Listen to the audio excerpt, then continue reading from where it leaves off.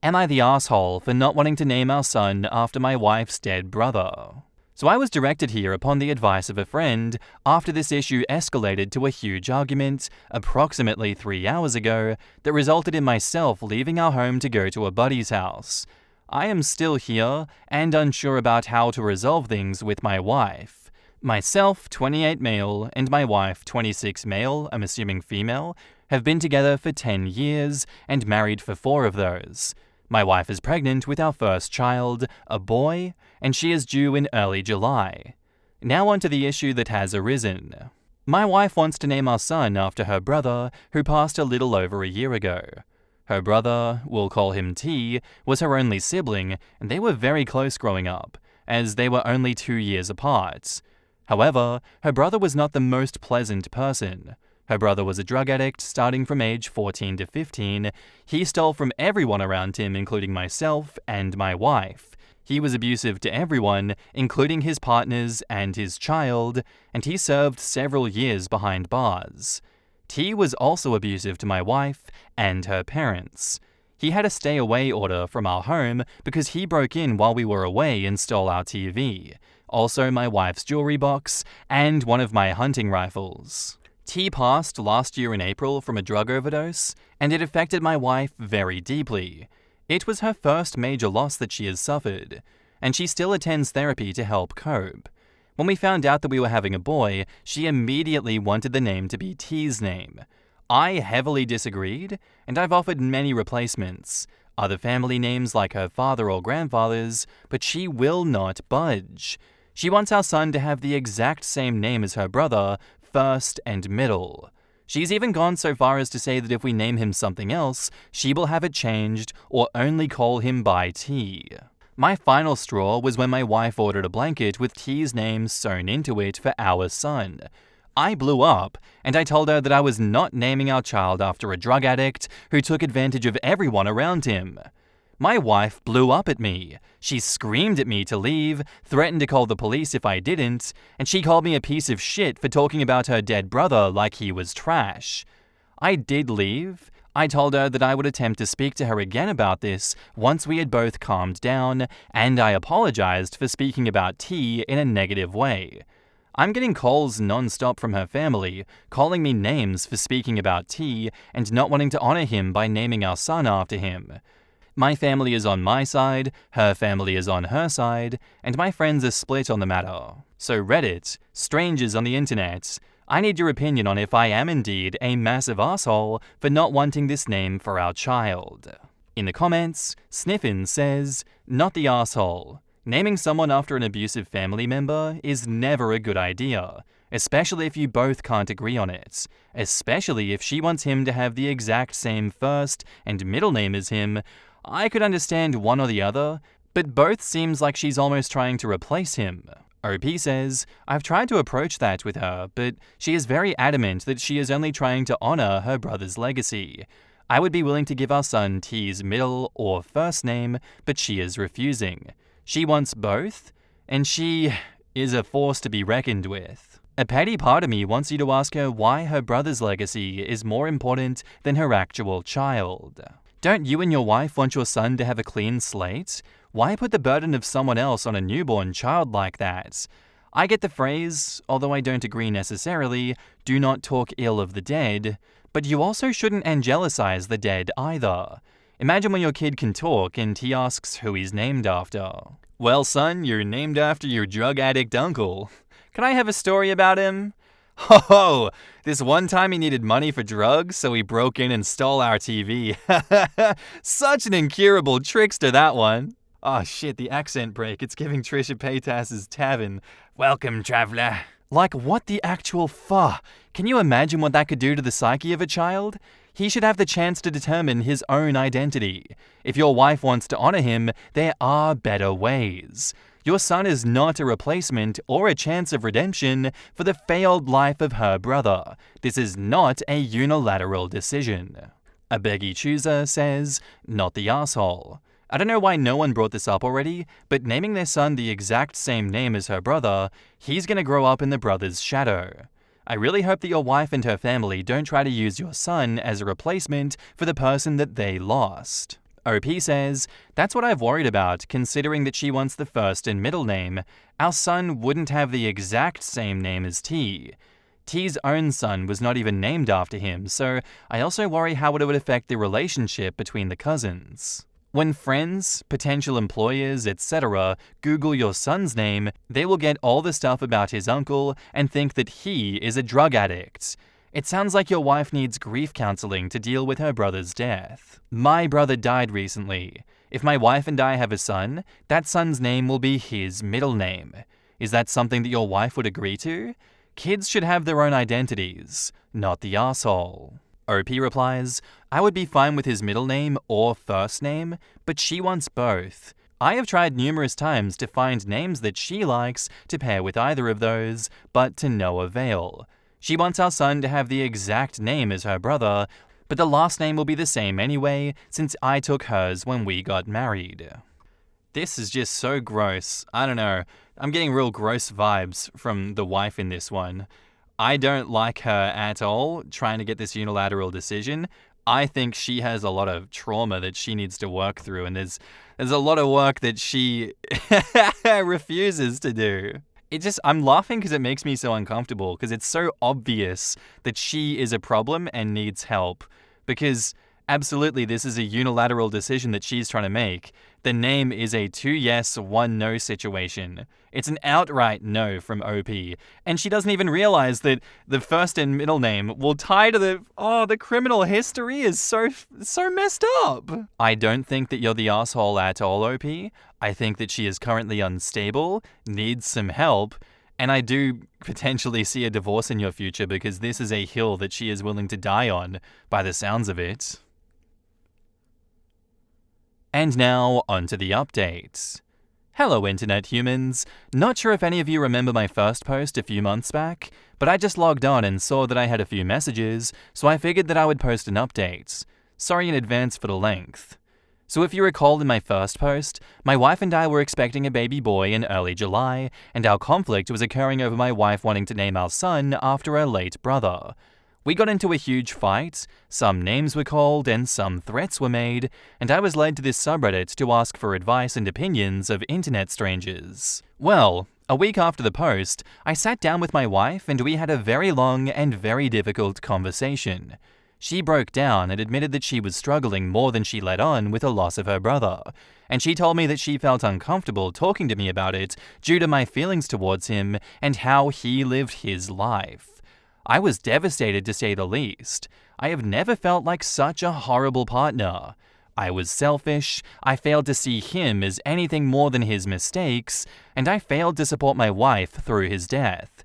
It was a long talk with lots of tears, and we both agreed to be more open in the future and less judgmental. We started attending therapy together less than 2 weeks after that, and we have been going ever since once a week. It was rough at first, but it has helped tremendously in dealing with the bumps in the road of marriage. As for our son, we came to an agreement on a name after lots of long discussion, a first name that we both adored, and her brother's middle name, just spelled differently. A good compromise for the both of us, and it was my son's own name that no one before him had carried. We were both happy. Then on July 3rd, 2022, my wife delivered a beautiful, healthy, 8-pound baby girl. To say that we were shocked would be an understatement. My daughter came home the next day, and since then, I am still in awe about how we created something so perfect. We didn't figure out a name until she was a week old, but I'm happy to share that Eleanor Shea is what we came up with. We are still adjusting to life with an infant, but so far, it has been nothing short of amazing. Thank you for your past advice, internet friends and strangers. In the comments, Artemis9781 says, "Legit burst out laughing. So happy that you and your wife were able to communicate with each other, only for the cause of this whole fight to become irrelevant. Love that for you." OP replies, "Yes, it was absolutely hilarious to us when we got over the shock, and it's definitely going to be a story that I tell our daughter when she is old enough." That's my feeling too. All that fuss and it's irrelevant. I'm also glad that the new parents are talking and having some hard conversations, and OP has, I hoped, learned that people are often way more than the sum of their own mistakes to the people who love them. OP says, yes, I was blinded by my own feelings and judgments. Having a baby has made me realize that he was also once a sweet, innocent baby, a playful child, and a silly preteen. He was not always bad. Oh God, the whiplash I got from this next update. Oh my God. Our next update is titled, My Wife is Cheating on Me. I'm just here to vent my frustrations and scream into the void about my current situation. I can't talk to anyone in my personal life about this. My wife is cheating on me. My wife is cheating, and she has been for the past 2 months. I just don't understand. I don't even know where to start to begin to understand. We have a beautiful home, stable careers, we are not financially struggling, no drug or alcohol abuse, we attend therapy together. Our daughter is healthy and perfect. Our 6-year wedding anniversary is 3 months from tomorrow. We've been together for 11 years. I have spent the last 2 days examining everything about us under a microscope, trying to find a crack. Where I went wrong, when did she become unhappy, when did this life, our life, become unsatisfactory for her? For her to step outside of our marriage with some random guy that she met on Facebook? For her to throw our family away? I just don't understand. I found out on Monday, completely by chance. My daughter's tablet was dead. I grabbed my wife's iPad so she could watch her nighttime videos and go to sleep. Wife isn't home right now. She's on a trip and won't be back for another 4 days. I keep hearing message notifications dinging on her iPad while my daughter has it, so I took it to turn it on silent, only to see a man's name that I didn't recognize with a little winky face next to it. I went through everything. They've done it all. Met up, spent the night together, went on dates. They even have a romantic cruise planned for next month. The same cruise she told me was a bachelorette trip with one of her friends. All of these outings that I encouraged. She told me that they were with friends. I encouraged her. I was so proud that she was getting out there and becoming more social, since she expressed that motherhood made her feel like a recluse. And after digging a little deeper, all of these new friends that she's been out with don't even exist. All lies. They are characters that she has created to continue her relationship with this man. I feel like a complete and total idiot. I never second-guessed a lie that she fed me. I gave her my 100% trust. We've been doing couples therapy for a year. We communicate, we go on dates, we get each other gifts. Our sex life is great. I never, not even for a second, would have suspected this. I don't know how to confront her with this. I don't want this. I don't want to split up our home. But I know that this isn't something that therapy can fix. I know myself well enough to know that I'll never be able to trust her again. Do I just let go? Do I let her go with this man who clearly makes her happier than I can? My entire existence is intertwined with her. How do I even begin to untangle that and separate? I have 4 more days to sit and overthink this. I genuinely don't know what to do. Additional info. OP says, thank you everyone for the advice. I'm trying to keep up with the comments and eventually will reply to everyone. Since posting and reading comments, I've been working on getting all of the messages, pictures, and videos into a folder on my personal computer. I went through our home cameras and found out that she had him at our house several times, either picking her up or them swimming, amongst other things, in our pool together. The more I find, the sicker I feel. I have a lot of phone calls to make in the next few days, and an appointment to get screened for STIs. I do want everyone to rest assured that my daughter is mine. We had a DNA test done when she was an infant to scan for hereditary diseases that I carry. I'm going to reach out to my parents and fill them in so that they can babysit while I handle this for the next few days. And now on to the next update, titled, My Wife is Cheating on Me Continued. I posted here almost a month ago venting my frustrations about discovering my wife's affair, and I received a magnitude of comments and messages filled with advice and kind words. For that, I thank everyone who took the time to comment or write me, and I'm sorry for anyone who related to my situation. I'm here with somewhat of an update, but mostly more venting. My life is upside down, and it feels good to get it all out somewhere. Sorry if this is a lot of rambling, and sorry for the length. After making my post, I took the advice of everyone and gathered up all evidence and contacted lawyers in my area. I found a really great one and went ahead and started on divorce papers before my wife got home. I also got tested for any STIs and told my parents and best friend about the situation. I took my daughter to my parents so that I could have alone time to mentally prepare myself to face my wife with this discovery. I rage cleaned a lot and cried a lot on those last 2 days before she got back. I packed some of her stuff, but then unpacked it and cried more. I had planned to lay out all the screenshots along with divorce papers on our dining room table and just sit and wait for her, but I didn't get the chance to do that. She was supposed to get home later in the afternoon on Sunday, but she ended up getting back at around 6:30 that morning. She didn't call or text in hopes of surprising me. I was up drinking coffee, and you guessed it, crying. When she walked into the house, I didn't greet her. I just went and got the folders of evidence and divorce papers and gave them to her. I don't remember anything she said that day, but I just said I knew I wanted a divorce and I would keep the house as it was in my name solely. It hurt a lot. I wanted to hug her but also scream at her. Lots of tears from her, lots of yelling at me. I didn't say anything. I told her we could discuss it at length with lawyers present once she accepted the situation and calmed down. I think someone called it grey wall in the comments of my last post. Not entirely sure, but I tried my best to do that and not show emotion and argue with her. It was really hard. The hardest thing that I hope I'll ever have to do. She betrayed me, but I still felt awful for making her cry. She left that day with some clothes and personal belongings and went to her parents, and my parents and best friend came to stay with me and my daughter. I had my lawyer arrange a meeting between us to discuss custody, belongings, money, and everything else that following Tuesday. Well, on Monday, I got a call from my clinic to come in and review the results of the STI tests, and as it turns out, her parting gift to me is HSV2. I cannot describe in words how angry, sad, shattered I am. I'm still accepting it. I don't think I have yet, but I'm working on it. I know it's common, very common. I know that it's not going to kill me, but it doesn't make it suck any less. I joined a support group on Facebook, and those people are great. Going into Tuesday with that knowledge was awful. I felt so much shame bringing that up in front of not only her, but both of our lawyers. I knew if I tried to discuss it with her privately that it wouldn't go well, not with the amount of anger and sadness that I had in my system.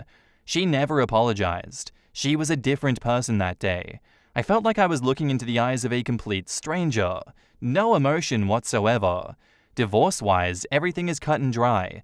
We separated finances, the house is mine, we are waiting the 90 days for it to finalize. There were no objections on her end, but one. She wants to terminate her parental rights over our daughter. I say once, she is terminating rights, at least trying to. She doesn't want her anymore. Our daughter, our baby. I was effing blindsided. I am still blindsided. My daughter is 1, but she loves her mama. Mama was her first word. She is 1. It's been 3 weeks, and the pain I have felt, the pain for my daughter, for my family, has been indescribable. I don't know who she is anymore. I don't know what changed or when it changed, but it terrifies me. I feel like my entire life was pulled out from under me.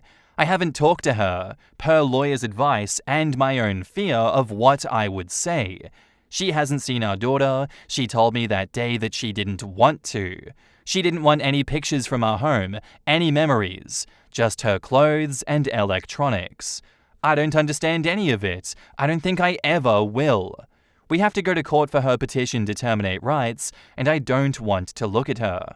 I just can't accept this as reality right now, not after everything.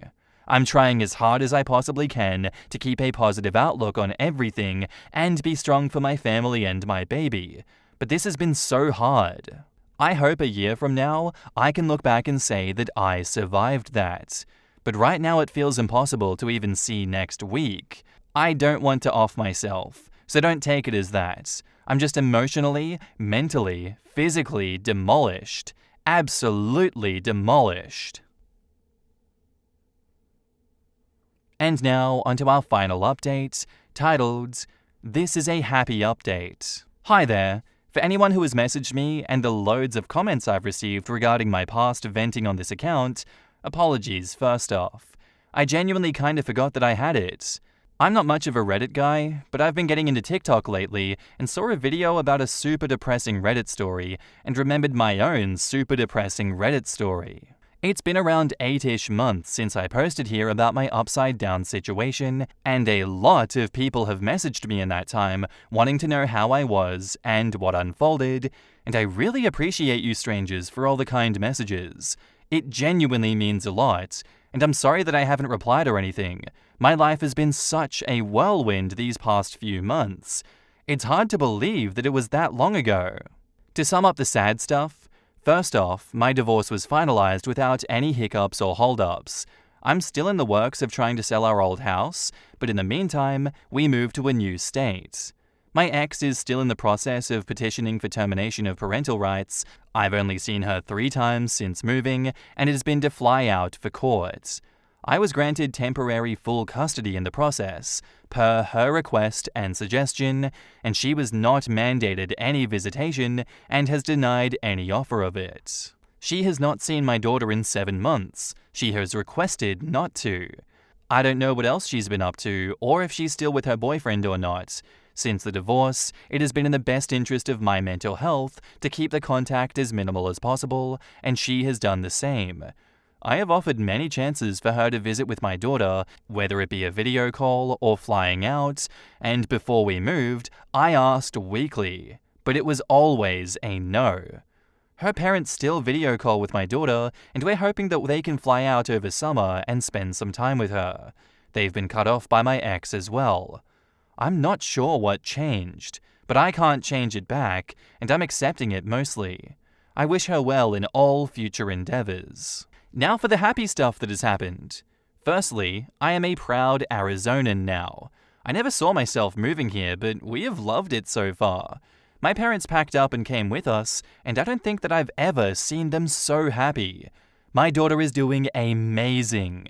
She will be 2 years old in July, and she is the smartest, funniest toddler that I have ever met. She knows her ABCs, can count to 20 without help, loves animals and bugs especially. She thinks farts and a cow mooing are the definition of comedy, and she doesn't know, but she has been the biggest motivator to heal from this whole ordeal and to be my best self. I genuinely don't know how I helped make such an awesome kid. The more her personality grows, the more that I am in awe of just how cool she is.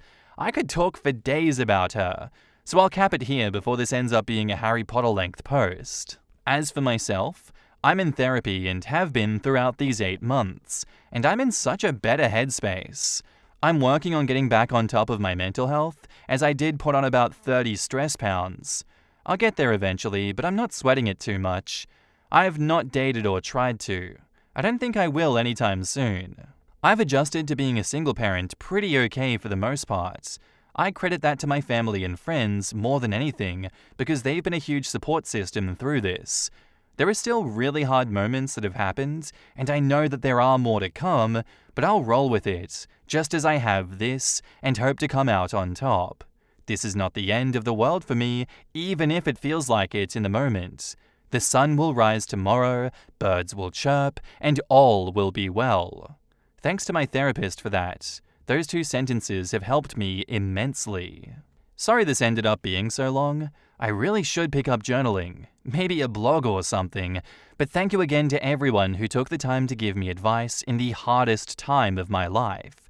And thank you again if you read this. I genuinely appreciate it. In the comments, Grandma's Villa says, "It's hard to imagine a mum never wanting to see her baby again. Something must have broken inside of your ex, and she will regret it immensely when she wakes up from the fog one day. It's great that you have wonderful parents who are there with you and support you. Children grow up fast, so enjoy every moment with her. It is good to hear that you are doing well. I wish you all the best in your future endeavors." And OP says, "Thank you." And yeah, like I said in my post, I don't understand and don't think I ever will, but it's beyond me to try to change her mind. I am very thankful for my parents and my friends. You can sue your ex for the STDs and the child support, but if you just want her out, then enjoy yourself, OP. OP replies, I thought about it for a long time, but decided I didn't want to go through a whole court fiasco about that on top of the terminating rights and custody stuff. She wants nothing to do with us, so I'm giving her that in the end. It's better for my mental health. This was a roller coaster.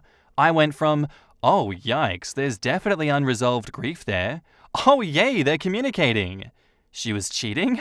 Oh, thank God they're divorced and OP is in therapy. I had gone from smiley face to sad face several times. My internal reaction was, that's kinda weird, and then, a cool happy ending, before going to, wait, what? To then, seriously, what the hell? And now finally, well, somewhat happy end. He doesn't mention it, but I hope that he gets child support, just because his ex-wife is a piece of shit who deserves to lose anything that she gets. I hope he gets child support because his daughter is a child who deserves those resources. Child support is not a punishment. Man, what an absolute roller coaster that was. That one has really done a number on me personally because I was there with bated breath that whole time and holy shit. I want to know what went wrong in her mind. I want to know why she doesn't want anything to do with the child anymore. I've not seen that. I have not really seen that. And if I have, it was a long time ago and I've forgotten about it. I do wonder if anyone has any idea what it is that being caught cheating, especially after an 11-year relationship and a 6-year marriage like that almost, at the 1-year mark for that child, the mother just wants to pack everything up and go, I want nothing to do with this child anymore. I don't want to even deal with my own parents. I'm just going to go be alone. That's kind of a red flag as to like, we need to do multiple wellness checks on this person to make sure that they don't just check out of reality. Kind of scares me a little bit. It disgusts me absolutely, but it's like, this is the same energy as someone close to you that's like, hey, here's my computer that I don't need anymore. I really hope that you enjoy this one. I'm going to go head out now. I'm never going to see you again.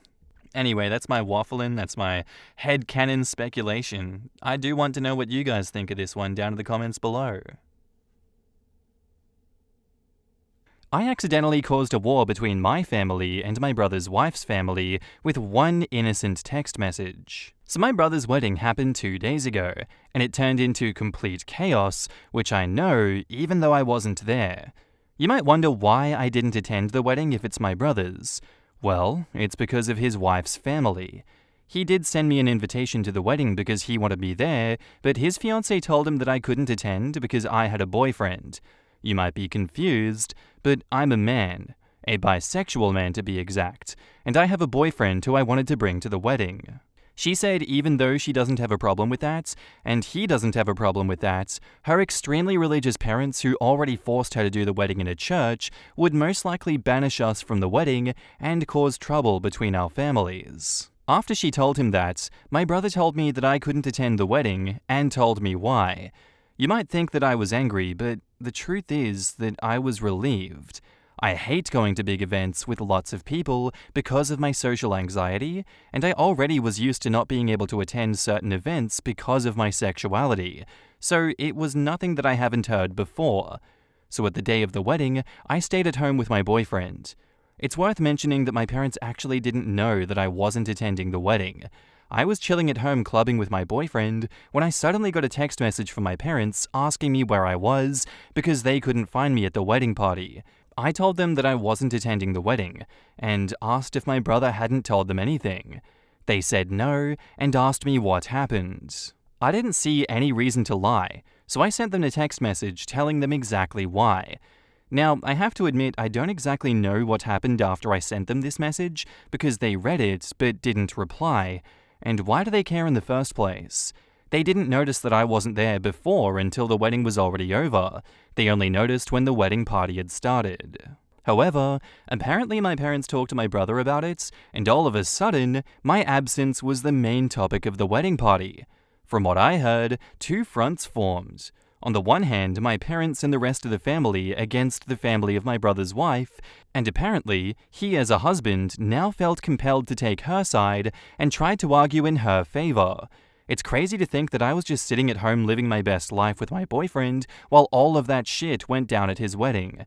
The wedding party was ruined, and my brother appeared on my door, angrily screaming at me why I felt the need to ruin his wedding. I was confused and asked him what happened, and he told me everything. I told him it wasn't my intention. I just told our parents what happened because they didn't know, and they wanted to know where I was, and I thought that he told them beforehand. He screamed at me that I ruined his wedding. I told him that it's not my fault he wasn't honest with them. I just respected their wish to not attend the wedding. I couldn't know that it would go down like this because, like I said, I couldn't attend several events before because of my sexuality, and my parents never said anything about it, so I thought that it would be the same thing here. But I gotta admit, it was kinda sweet that my parents and the rest of my family stood up for me. They haven't done that before. That is a more than welcome change. But I still feel kinda bad because apparently I really ruined the wedding party. In the comments, your mum Infinity says, "You didn't do anything. You just explained the situation. Every action following that was a grown-ass adult choosing their own actions." And the snowball effect landed a big-ass golden egg right on his lap as it passed by to run the wedding over, Lamau. OP's brother is so stupid not to even realize that his wife ruined the wedding the second that she told him the brother wasn't welcome. But he comes and screams at his brother. What a pathetic mess of a person. It's not your job to hide the shitty things that he does. It's his job not to do shitty things. And apparently his brother didn't even ask him to keep it a secret from his parents. OP is literally being blamed for not being a psychic. Sounds like my mother. The amount of times that I got in shit for not keeping something secret when I didn't even know they needed to be secret is ridiculous. You didn't ruin the party though, did you? You didn't turn up anyway and make a huge scene because you weren't allowed to bring the +1 of your choice. You were told that you couldn't attend and why, and you didn't attend. The issue is with everyone else, who in 2023 still have problems with this stuff. Like, who likes who? Well done to your parents for standing up for you. Some of us should be so lucky.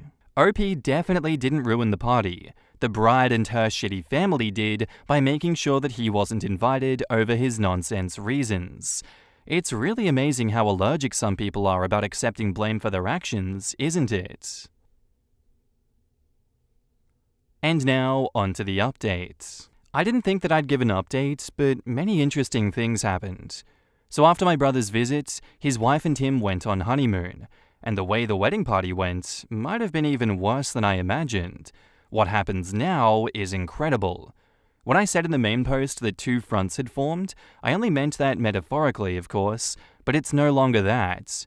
While nothing much interesting happened in the first 2 days afterwards, the terror started as soon as my brother and his wife went on their honeymoon. My mum and my dad visited me and told me how the wedding party escalated, and they were so close to physical violence. I thought that it was funny at first, but this truly bothers me. I also want to point out that you did a great job at convincing me that it's not my fault, but hearing my parents' side still gave me a bad feeling in my stomach. However, like I said, the terror started shortly after they went on their honeymoon, and when I say terror, I mean that my sister-in-law's family found both my Facebook and Instagram accounts and started spamming me with hateful messages. I received insults and hateful messages from various different accounts who all had one thing in common. They all had somewhat of a Christian theme, and all of them had the same last name, so it wasn't hard to find out whose accounts it was. Mainly because I don't know my sister-in-law's family at all. I only know her, and I know her parents were homophobic Christians. But whatever. They not only started attacking me, but they also found the account of my boyfriend over my account because they're linked as a couple, and started to send him the same messages. The messages contained on one side typical bigot stuff like, "You are going to burn in hell for your sins." One even called me and my boyfriend two devils in disguise. The other side were just blatant insults. You get the idea. I called my parents and told them what they were doing. Then I sent a text message to my brother with screenshots of the messages his wife's family sent me, to which he replied that I shouldn't disturb him with that during his honeymoon as I already destroyed his wedding party. I couldn't believe it. He was just like them. He did send me an apology after my mum told me that she called him, but none of this is the main reason that I'm giving you this update this early. Because I got a call this morning from an unknown number. I hesitated because I thought that it was one of them, and I was right, but none of the people who insulted me. I heard a woman's voice who introduced herself as the half-sister of my brother's wife. She said that it didn't go unnoticed what her family was doing and that she wanted to apologize for them. I told her I'm not going to tell anyone in her family about this and that I don't blame her for her family's actions. She thanked me and then hung up. I don't know why, but I have this feeling she only did this to protect her family from being reported. My mother wrote to me earlier that she wants to report the insults and the harassment of these people and that she demands for my brother to divorce his wife or she will disinherit him from her will because that's not how she raised him. That's a little bit radical in my opinion, but I understand where she's coming from. This entire thing escalated so much, it's unbelievable. Thank you all for your support on my first post. In the comments, Misty Mountain Times says, "Can't wait for the next update. Let your mum be Mama Bear. You two really could be in danger given how these people are acting. Your brother needs a serious wake-up call. Stay safe, OP. I'd start keeping some pepper spray on you." As a mama, her actions are justified. My son is right next to me, and I know for a fact I would disown him if he did any of this shit, as much as it would break my heart. OP's brother has shown his true colors, and I bet that she is devastated. Can you report them on Facebook and Instagram? Keep screenshots of everything and document it in case you have to file harassment charges down the line. Even keep that phone number from the apologetic caller. Yes, take screenshots and block and report them right after. No. Do not block and don't report on social media. Gather evidence, maybe ask once to stop the hate spamming, and then cease any and all responses, but keep everything and gather your ammunition. Edited to add, your brother chose this woman, and by default her family.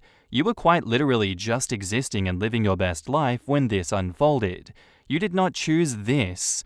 Please do not allow your brother or his bridezilla to flip this on you in any way. You're still not guilty for any of this. Sister-in-law's family are angry about a group of people existing. That is a them problem. They choose to be angry, they choose to be hateful, and they choose to attack you for who you are. Just keep being you, but I would indeed document all the messages you get and whom you get those from in case you need to report them. And now on to the next update titled, "Why am I so casual about this entire situation?" Some of you are wondering why I seem so calm and casual in the update when I'm discriminated against. The truth is, I've been in a relationship with my boyfriend for 3 years now, and the things that happen now are nothing compared to what I've been through. I receive hateful messages almost daily, not only from their accounts, but just in general, and I learned to ignore that. There have been way worse situations, such as when my boyfriend went to visit his family and I couldn't go with him. We kissed each other goodbye at the train station, and when the train left and no one saw it, a group of guys attacked me. I was sent to the hospital with severe injuries, just to give you an idea of what I had to deal with in the past. And don't get me wrong, we will report my sister-in-law's family, but what they're doing is nothing that I haven't seen 1,000 times before. In the comments, Zictor42 says, "Sometimes as a cisgendered white bloke, I see myself wondering how the F do women, black people, and rainbow crowd can take that kind of shit without punching someone. I usually come to the conclusion that it's because I've never had to grow in a world that treats me like that." OP replies, "You are getting used to the discrimination. You learn to ignore it to protect yourself.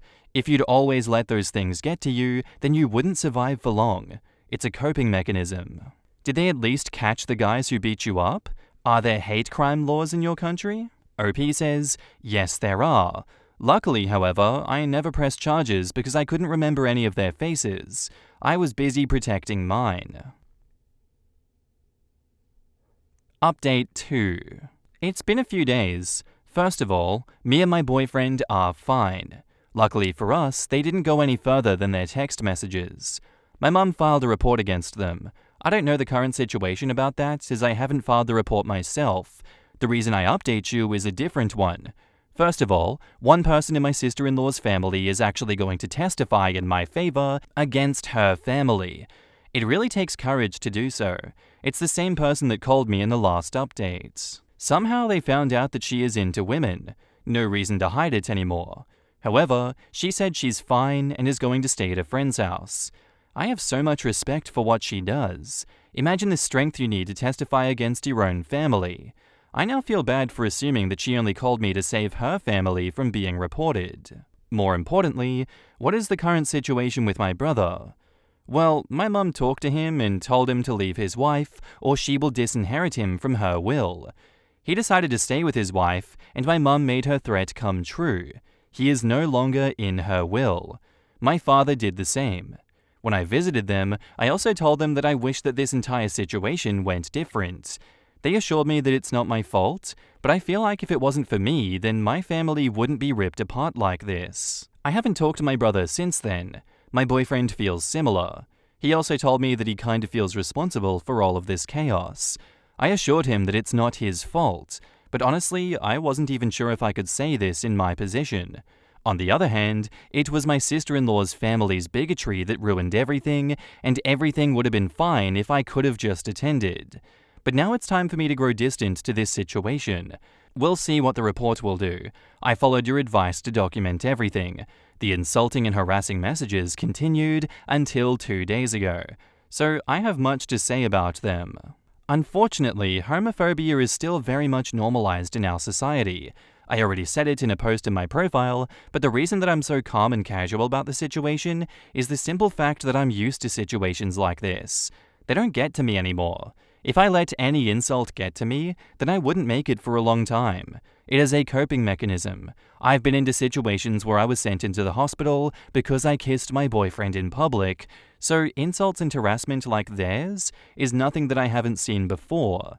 I want to say thank you for all the support on my first 2 posts. In the comments, NoRub8314 says, "Wow, your brother should be ashamed of himself that he married a homophobic witch and he's staying with her knowing what she and her family think of you. He deserves his karma with that toxic family. I'm sorry you and your boyfriend are suffering due to them. Best of luck for the future." I think he, secretly or not, agrees with their ideology of hate. Sad. Definitely so, since he didn't care about being disinherited by both of his parents. If that doesn't show how devoted he is to hatred, then nothing does. I know you feel guilty, but you shouldn't. Assholes and bigots don't change their ways. If it was not this situation, it would have been something else next time. Your brother and his in-laws got everything they deserve coming their way due to their own actions. Don't get used to abuse from people, not even from your own family, just because they can't accept your way of life. If they have the guts to harass you, they should be ready for the consequences as well.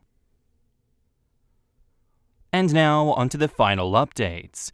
I think some of y'all are waiting for an update, so here I am. Keep in mind that this update will probably be the last one. So last time I told you my mother was pressing charges against them, and to my surprise, we won. They weren't going to go to jail or anything, but they had to pay for their actions, literally. There was one incident where my sister-in-law's dad was actually trying to find out where I lived, and asked my brother, who told him. Only God knows what he would have done to us if we had still lived there, but in the time span of the last 2 months, me and my boyfriend moved to a different place, which my brother didn't know anything of. Also, their social media accounts were deleted. However, I don't know if this was part of their punishment or if they did it themselves. My mom has also carried out the threat towards my brother and disinherited him from her will. After he came back from his honeymoon, he begged her to put him in again. She said only if he apologized to me. She invited me and my boyfriend over, and my brother sat in the living room with this mad look on his face. She made him apologize, but I didn't accept this apology because I could tell that it wasn't sincere. He did it because he had to, and not because he was actually sorry. I told my brother that I'm disappointed in him for who he became. Before that, we had this huge bond. We usually never judged each other for stuff like this, and all of a sudden he has such a huge problem with me having a boyfriend. I just don't get it. I told him that I miss the old him. He didn't respond to anything. He just sat there quietly staring at the bottom. After I finished, he just got up and left. This was the last time that I spoke with him, and it's already been a few weeks since this happened. My parents paid much more attention to the discrimination that I face since this incident. They wanted to learn more about the problems that I face as a queer person. I really love them. My dad even got a bisexual pride flag for me and asked if he could hang it in our bedroom. I love that I have such great parents. I just wished for my brother to become the person that he once was. By the way, since the case with my sister-in-law's family is over, I didn't hear anything about their lesbian daughter. She supported us during the process, but we lost contact afterwards, and I just hope that she's fine. In the comments, Corfiz74 says, "Wow, that your brother gave his father-in-law your address, knowing full well that he meant to do you harm, that would have ended it for me. There's no coming back from attempted assault/murder by proxy." Yeah, I agree. The moment I read that, I basically regarded him as irredeemable. The fact that your parents would still have him in the will after just an apology makes me feel that they are wonderful people. Sad to see such an incident take place, but I'm glad you could learn that you have such supportive parents, OP. And I'm sorry for the loss of your brother, in the sense that he's chosen this hill. It's quite sad that your brother grew up to be this way even after having such wonderful parents. At the end of the day, people are still their own person. We still have our own thoughts, feelings, and opinions, even if we've been raised a certain way. Some kids turn out good even if they've been raised by terrible parents, and some kids turn out bad even if they've been raised by good parents. Does your mum know that your brother basically enabled his father-in-law to commit assault against you and your boyfriend? Because that's exactly what that was. OP says, "She doesn't know, and I don't think I will tell her. I don't want to pour any more oil in the flame that this incident has been. I just want to finally leave it behind me." You need to tell them for their own safety and your own. And on to the new update. The final update of my story happened 6 months ago, and I figured some of you might be interested in how things currently are doing. So I'm back, at least for this post right now. There have been some things that happened. First of all, I want to give you an update about the sister of my brother's wife. Around 2 months after my update, she texted us and asked if she could come over. We talked a while, and I was relieved to find out that she's fine. She said that she moved in with her girlfriend when the case was over, simply because her parents and the rest of her family had disowned her and threatened her with physical violence if she dares to return. However, the relationship with her girlfriend ended after a while, and she asked us if she could stay for a few days until she found something. She stayed with us for 2 weeks. During that time, my parents had visited us and offered her to stay with them because they had a big house with some free space. She stays there currently because she wanted to study, and my parents had no problem with her staying a little longer. Me and my boyfriend also support her financially a little bit. We included her into several different celebrations, such as Christmas and New Year's Eve, and I feel like she's the little sister that I never had. What's probably more interesting for you is how my brother is currently doing. The truth is, I don't know exactly. We haven't talked since the apology. However, he actually tried to attend our Christmas celebration party, but the moment he appeared, my dad kicked him out and said that, and I quote, "This homophobic rubbish is no longer allowed in my house." I love him. Oh, by the way, of course both went through with disowning him. My boyfriend and I are still together, and I feel like he might be the one that I want to marry. This entire situation made our bond so much stronger.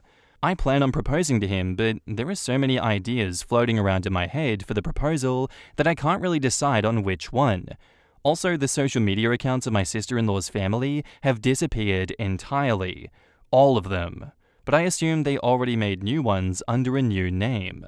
I'm just glad all of this is finally over. I don't have any compassion left for my brother.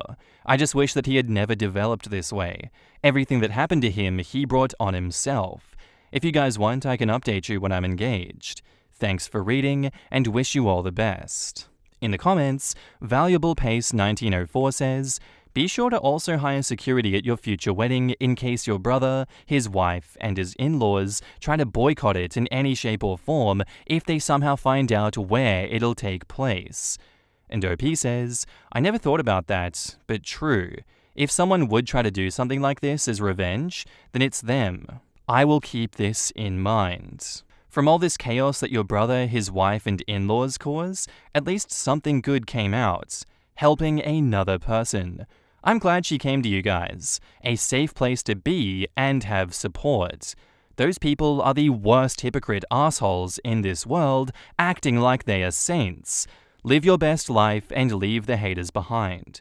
One day your brother will open his eyes, but nothing will be the same. I've been following your story, and it simultaneously heartens and worries me. My son, 21, came out to us last year. He also told his close friends. It went very well for him because we all fully support him, but he publicly announced his relationship the other day, and I am so worried. We live in a southern state, and while the metro areas are fine, beyond that, it's a difficult environment for LGBT+. Your story of being attacked and everything else that has happened with sister-in-law's family has me fearing for their safety, and I'm just beside myself with worry. OP replies, I would say not to worry, but that would be wrong advice. The story of me being physically attacked happened only since I came out, if that is some comfort in any way. However, what you can do and what we always appreciate is publicly advocating for us queer people. The more cis-hetero people advocate for us, the more normalized we will be and the less danger we will face. Our next update is titled, I proposed and he said yes. Do you remember when I told you in my last update 2 months ago that I would propose to my boyfriend? Well, I did it today. I brought up so many ideas that it was really hard to decide, so I gave him some subtle hints. Not too obvious, just enough to see how he reacts and then decide based on his reaction. In the end, I made a photo album of us featuring the most important events in our relationship. Each of them had a thought of mine and a caption below them. Some of them were meaningful, but some of them were just random. Like one photo of us eating at his favorite restaurant on his birthday, and the caption just said something like, "Damn, that pizza was good." That made him laugh. We walked to his favorite spot in town, which is a wonderful lake. That is where I gave him the album and told him that it's a present and to look through it. He was focused and didn't notice what I was doing behind him, as I just told him that I was getting something that I forgot. I positioned myself behind him, and that is when the last page came into play. That page had a photo of me holding the ring in the same way that I positioned myself behind him, looking straight at the camera. And the caption says, "Hopefully he says yes." He turned around in disbelief and started crying almost immediately when he saw me. I couldn't even finish the question and he already said yes. It was exactly how I hoped that it would go. I always dreamt of making my proposal like out of a romance novel, and I was successful. So yeah, that's it. I'm gonna marry him. I already told my entire family, except for my brother, of course. They were so happy about it, especially my mom. And my new sister shrieked out of excitement on the phone. I assume my brother knows anyway, considering I shared it on Facebook. You guys probably aren't wrong that he might plan something, but if he does, it won't stop us. Do you guys want me to update you when I'm married to tell you about the wedding and everything? And the latest update is titled, My boyfriend and I will have a rather unconventional wedding. I just have to tell you guys this. We're currently planning our wedding, and instead of a regular wedding dance, we decided that we want to have a lightsaber battle against each other. Of course, it's not just a random lightsaber battle, it's like a choreography that we have to learn. We are both huge Star Wars fans. My dad, who also loves Star Wars, said that he wants to join, and he had an idea on how to do that. He said to add like a story to it that he wants to have a lightsaber battle against my fiancé, where my fiancé has to fight for the right to marry me, where my dad would eventually lose, and that I would step in to test my fiancé's strength myself, and there would be a lightsaber battle dance between us, and that I'd acknowledge that his force is worthy enough. I know some of you might think that it's childish, but I'm so excited for it. Our wedding will be a day for people to remember. In the comments, GNU P. Terry says, They should make the wedding seem perfectly normal and then turn off the lights and start the lightsaber battle down the aisle. That's how my friends did their wedding. I did not expect the couple and their families entering the reception hall with a lightsaber battle. It was an all-traditional wedding before that. Trade a homophobic brother for a badass sister? Nothing of value was lost. Also, as a Star Wars nerd myself, I love their wedding theme. I'm an elder sister. I have a sister who is 7 years younger than me. I can't imagine not loving her because of her sexuality. Sure, we fight viciously at times, for the stupidest of reasons too, but I would always protect her from any real harm. One of the first lessons my mum and dad taught me was that my sister and I are a team, always backing each other for life. I don't get OP's brother at all. Good on the folks for being great in the end. Man, that casual beaten up story was terrible to read.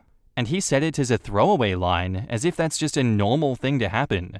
My God, I don't think I'll ever be able to grasp how difficult it is being queer and out in this shitty world.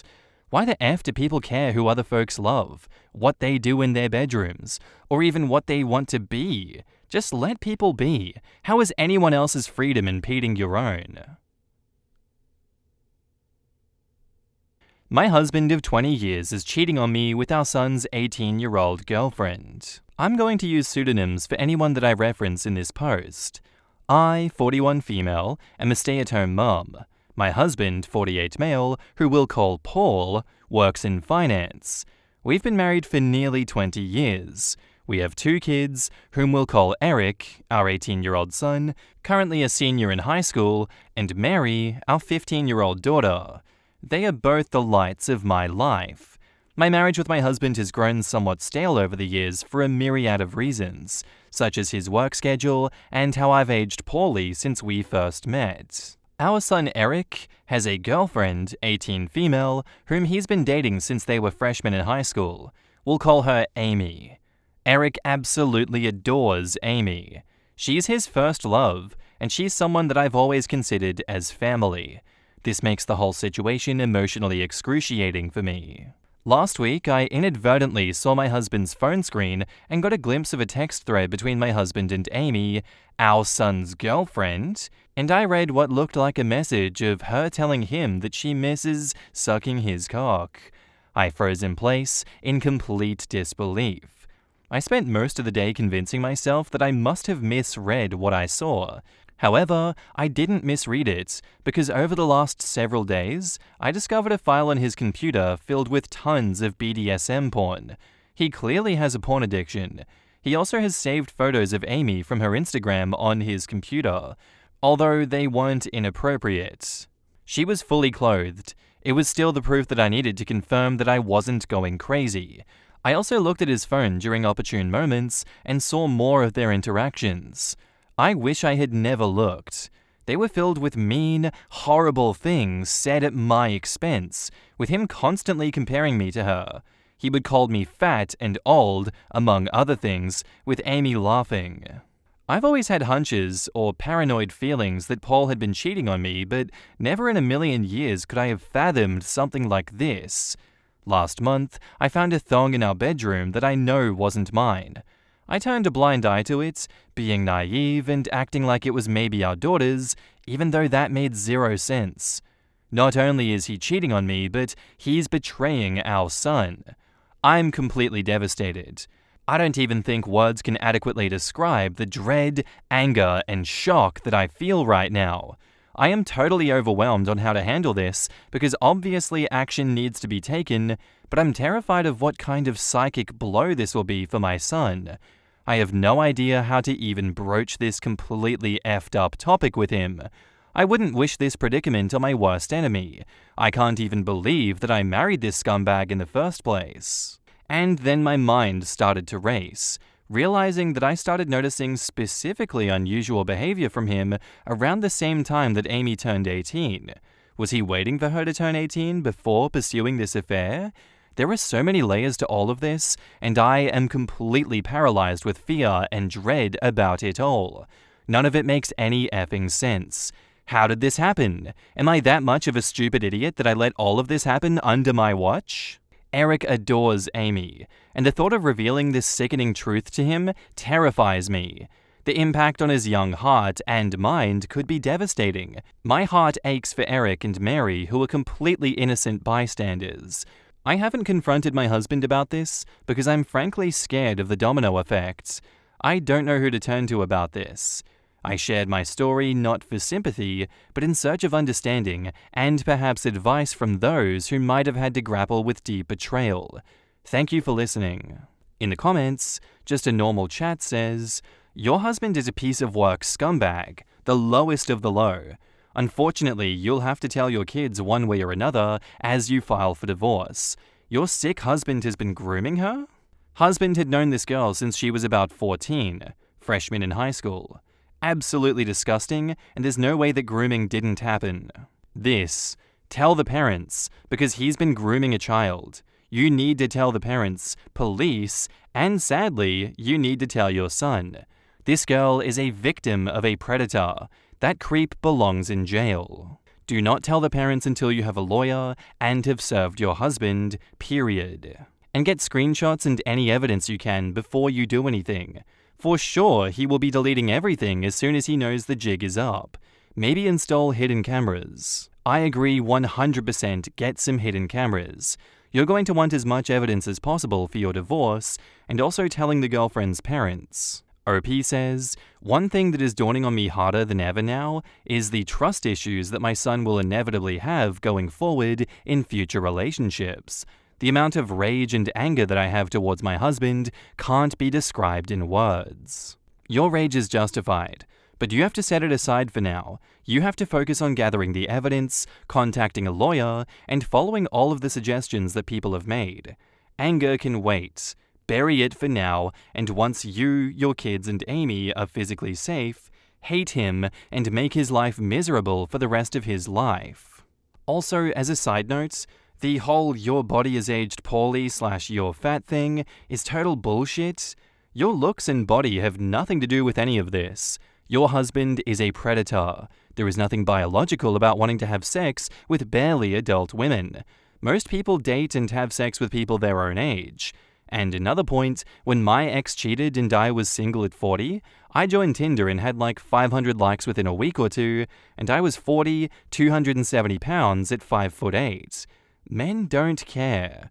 Many men are specifically attracted to mature women. Your husband is simply a predator.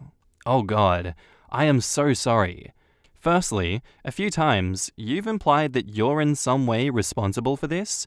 You say, "I've aged poorly," then you go on to say, "I let it happen under my watch." None of this is your fault. You have to get to a point where you can see that you are a victim in this as much as your son. Secondly, I agree with this top poster. You need to gather all of the evidence that you can and get to a lawyer ASAP. This is going to crush your son, but not only does he deserve to know, he has a right to decide how he wants to proceed with his father. All you can do is what you've always done.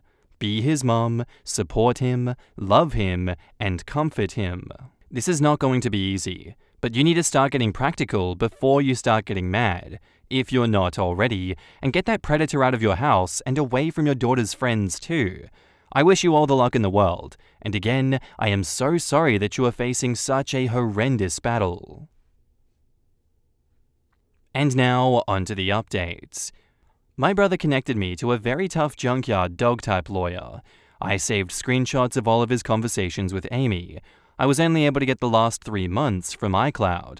The conversations were mostly flirty and dirty talk. It was hard to stomach, completely sleazy, and I saw several negative things said about me. His call history showed he talks with her for hours pretty consistently. He uses dating apps.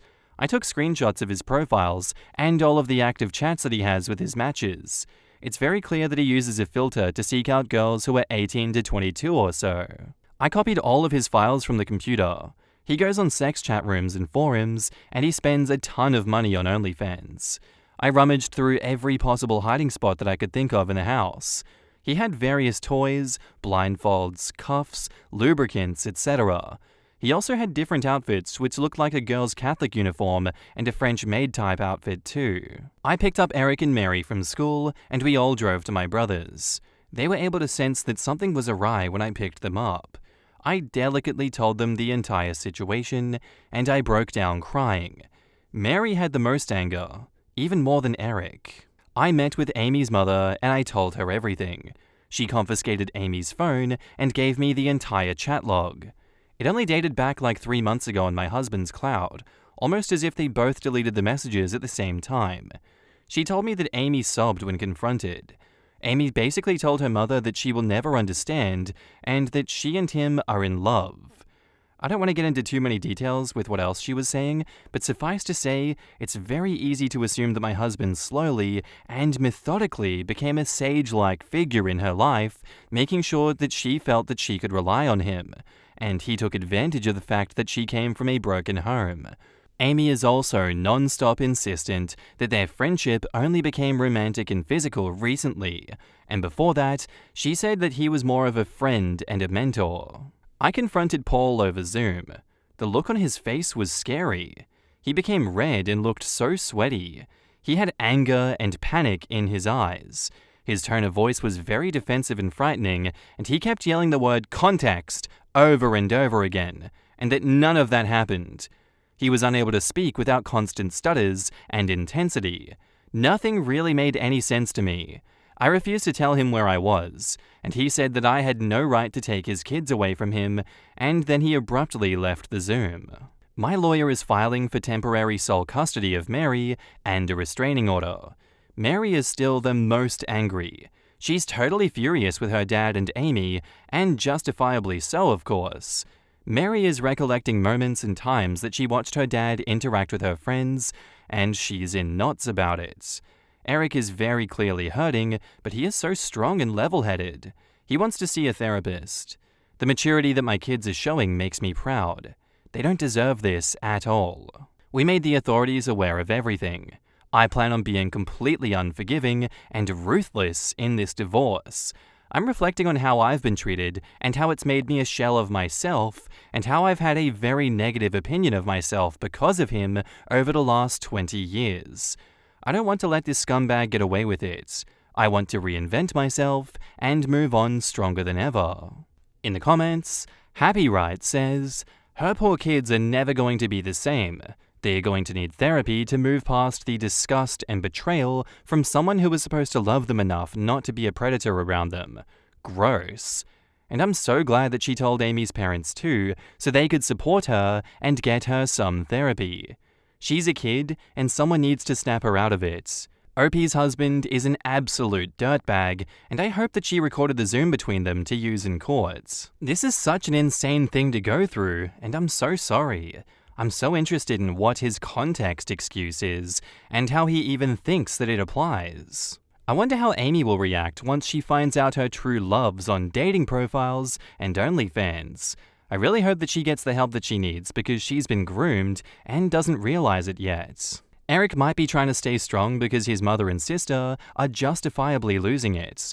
It would be good to get him to therapy ASAP to allow him to grieve properly and process his feelings too. He is absolutely trying to stay strong for them. Our next post is by user OtherwiseLab4466, titled, My fiancé had a sexual relationship with an older man that works for her father, and I don't want him to be at my wedding. Prior to getting together with my fiancé, she had a long-term relationship with an older man. He's 52 now, but he was 46 when they started up. She was 19 at the time. This relationship has never been exclusive. Her father is a contractor, and this man has worked with him for many years. My fiancé initiated the relationship, and it has been a secret between the two of them. My fiancé told me when we became exclusive so that there would be no secrets. But their physical relationship went right up until she started dating me. The problem now is that she sees him often due to his relationship with her father, and he's invited to the wedding. Their relationship has been exclusively sexual, and it angers me when I see them around each other to the point that I am using sex to cope. The last time I saw them together was at their father's 60th birthday party, and I got so angry, I took my fiancé upstairs, and we had sex in her childhood bedroom while the party was still going on. To my fiancé's credit, she's let me cope this way. but it isn't healthy. What the hell? I don't want him to be at my wedding, but if I say anything, I will need to provide a reason. Her father would beat a bag out of him if he knew about it, in addition to firing him. So my fiancé doesn't want to say anything, since she says that he really didn't do anything wrong. She was an adult before anything happened, and he hasn't tried anything since we've been together. But this guy knew her as a kid, and the whole thing is creepy. What should I do? Am I out of line here? Edits, well, at least I'm not crazy. Thanks, everyone. I do want to add that the wedding is less of an issue for me than the rest of our lives. If it was just one day, I could suck it up, but every time that I see this guy, I get so upset that the only relief is to rail my fiancé. None of that is healthy. This is going to have to come to a head. I wish I was strong enough to just not let this bother me, but it does. Edit 2. A lot of people are mentioning grooming and a possible psychological hold that he has over her. I just don't think that this is the case. Their relationship was very casual, and there was no emotion involved. He wasn't her first. She's your classic cool girl, or she was trying to be at the time. She said that she felt like a badass after she did it the first time, but now just feels dirty about it. In the comments, OP on if they tell the truth on why they don't want him at the wedding. OP says, each parent gave a list of guests that they wanted. It was just assumed that he would be invited because he's always been around. My fiancé has 2 older brothers too. It will get ugly if I out this guy and my fiancé doesn't want to wreck his life. I wish I could ignore it.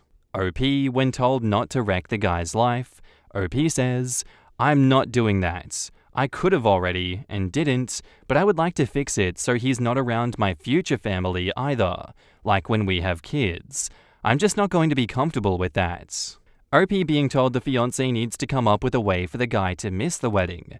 Yes, but given that he works for her father, it's difficult to completely remove him without her father becoming suspicious.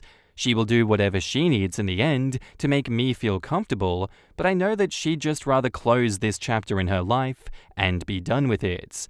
She's wired different than me. To her, it's nothing. He's just some guy that she slept with, and now she's done with him. No different than any of the others. In the comments, Big Jack 2023 says, hell nah, he ain't coming to the wedding. You tell whoever needs to hear in no uncertain terms he isn't coming. You are not obligated to explain why. They can ask their daughter if they want to know. But bro, you got a lot of understandable anger right now. That's a terrible way to start a marriage. I beg you to delay it. I would just tell the guy directly and privately, you are not welcome at my wedding, you know why, and if you show up, everyone else will know why. You tell the fiancé that either she is going to call him and tell him that he's not invited, or you are going to call him and tell him that he's not invited and that he's going to have to come up with an excuse to tell the father-in-law as to why he can't attend. Because if he doesn't, you're going to tell the father-in-law what they did. And for good measure, let him know how disgusting you think that relationship was, and that he's known her since she was a child. Remind him that if he would be so bold as to show up, what does he think the father-in-law and brother-in-laws would do to him, as well as you? I'd also like to add that he is to avoid your wife at all costs when she's around his work. He'll have to make up a reason, that he's busy, gotta do something, etc. You have the upper hand here. Make sure he remembers it. This is your show, bub. Who gives an F what this creep thinks or feels? And now, onto the updates. So I believe my problem has been resolved, and by some miracle, has worked out for both myself and my fiancé. We started talking this weekend, and I told her that I could get through the wedding if the old guy was there, but I would always feel uncomfortable around him. But I had also decided that I would feel worse if I forced her to reveal the relationship to her family. So I said that I could be strong and get over it. She started to cry a little, said she doesn't want me to have to be strong. She legitimately doesn't understand why I feel threatened by this particular guy. She said that he's an overweight 52-year-old that didn't finish high school. He is no threat to you. She had turned him down multiple times before we even met. She got out her old phone that had texts to prove it, but the sexual nature of those texts on his part made me feel worse than when we started the conversation. My fiancé could tell, and she even looked offended herself reading them again. I could see her getting pissed the longer that she looked at them. So right there, she just dialed his number and put it on speaker. She told him that she'd been reading some of the old texts, and she's thinking that she doesn't want to see his face again, but wanted to give him a heads up before she told her father. He begs and apologizes, and he thought she liked it. This went on for a while, and my fiancé can run a bit hot, so some things were said that even I thought were a bit harsh. If anyone wants to hear them, ask and I'll reply in the comments. Anyway, she hangs up and get a text from him this morning that he is moving to Florida. He's got a cousin down there that he can work with, so problem solved on my end. If he stays true to his word and stays away, my fiancé won't have to tell her father. So it's a win all around. Thanks for all the advice, everyone. It was appreciated. In the comments, an outrageous cloud asks, what I want to know is what was offensive about them? What did she see now that she didn't see before? And OP says, she hadn't seen them in 3 years, and she got offended reading them back. She is in a much different headspace now. We are planning a wedding and discussing how long before we want to start a family. Then she reads these texts, and it kind of set her off. Okay, I'll bite. What did your fiancé say to the guy that was so harsh? Also, awesome that it all worked out. OP says, I'll give you 2. 1 mental, 1 physical. She told him his penis, she didn't use that word though, is laughably disproportionate to his body. He is a big, stocky guy, and the last time that they were together, he went soft before she got off. She said, you're not much to look at to begin with, and you couldn't even screw me for 10 minutes without losing it, so you were no longer any good to me. She also said that watching him try to calculate how much to tip on a $20 bill like it was a problem in advanced calculus was the funniest and saddest thing that she had ever seen. She said, you had to get out your phone to calculate it when you couldn't do it in your head. She said while laughing. It was really harsh, but I would say warranted. I'm genuinely curious. Why do you say that it was warranted? You said your fiancé initiated the relationship. As an adult, she would have had the autonomy to make that decision. What exactly did the old guy do wrong? OP says, the comment that set her off on this tirade was, your ass looked hot today. It would look even hotter with my cock in it.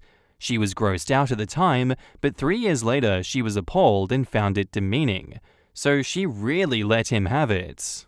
OP answers how long the fiancé and the old guy hooked up. There was nothing to be over. That's kinda the point. They only hooked up in the summer when she worked with her dad, and it had been a full year since they'd done anything, and all advances in his part that summer had been rebuked. If someone you hooked up with a year ago texted you and said that he wanted to put his cock in your ass, which is what he said, you might be a little grossed out. More answers on the texts. She initiated the relationship first, but the texts were at a time that she had already turned him down a few times before. She thought that he got the hint, and then got that text. It's pretty crude, even if you're hooking up. If I texted her that, she would actually be pissed at me. Matcha Magpie says, I mean, I'm glad for the passive resolution due to the guy moving away, but I think OP and his fiancé need to do a lot more work before they should consider getting married. Right? They still sound a bit unhinged. I agree. As to OP, grudge force effing his fiancé at a party to re-establish his property is gross. This whole thing oozes toxicity, but they're so in love. I don't like anyone in this story. Also, did it occur to OP and his fiancé they could have asked the older guy not to come to the wedding? I'm sure he would have preferred making up a story about why he couldn't come, rather than being outed to the fiancé's family. Literally. Like, just tell him, hey, pretend you're sick that day. We don't want you there, but we don't want to make a scene. Yeah, hey, I'm sure you understand the situation. We are going to invite you, but you are going to make an excuse and not show up, okay? It's better than the alternative of telling everyone why we didn't invite you, right? Am I the asshole here for telling my brother he cannot stay with me over Christmas if he brings his prosthetic leg? My younger brother has a prosthetic leg. I think it's creepy AF, and I have no idea where he got it. I'm reasonably certain that it's something that I would rather not know. To be clear here, my brother has 2 perfectly healthy legs still attached to his body. He just has this thing that he takes with him everywhere. I don't know why. I don't want to know. Before you ask, yeah, it is probably a mental health thing. He wanted to stay with me rather than our parents while he is home for the holidays. I said he was welcome to stay as long as he doesn't bring that thing into the house. And he said that it wasn't a big deal and that he would leave it in his luggage. I agreed on the condition that if I saw it outside of his luggage in my home, then I had the right to destroy it. He backtracked on staying with me and is at our parents' house, where he is miserable. They still treat him like a little boy instead of a guy who is almost 30. He called me again after supper and asked to please stay with me. I said he could so long as we together took his thing and put it into a storage unit until he leaves, and I get the key. He won't do it. He says that I'm being a biatch for not letting him stay with me. I think he needs to get therapy or medication, or both, or a girlfriend, boyfriend, dog, cat, hamster, something. Just not a goddamn prosthetic leg. In the comments, Chris1986 says, I know this is extremely distressing for you, but I'm laughing so hard. At first I was like, is this asshole serious? She won't let her brother bring his leg? Like his whole ass leg that he needs to walk because he literally lost a leg in some horrible accident? But then you clarified that both his healthy legs are still attached, and I lost it. Not the asshole, but you and I are not the same. I would need to know. All of it. Where did you get it? Why do you have it? What do you do with it? Did you steal it off a bum or something? And then I would stare at him uncomfortably until he broke and told it all to me.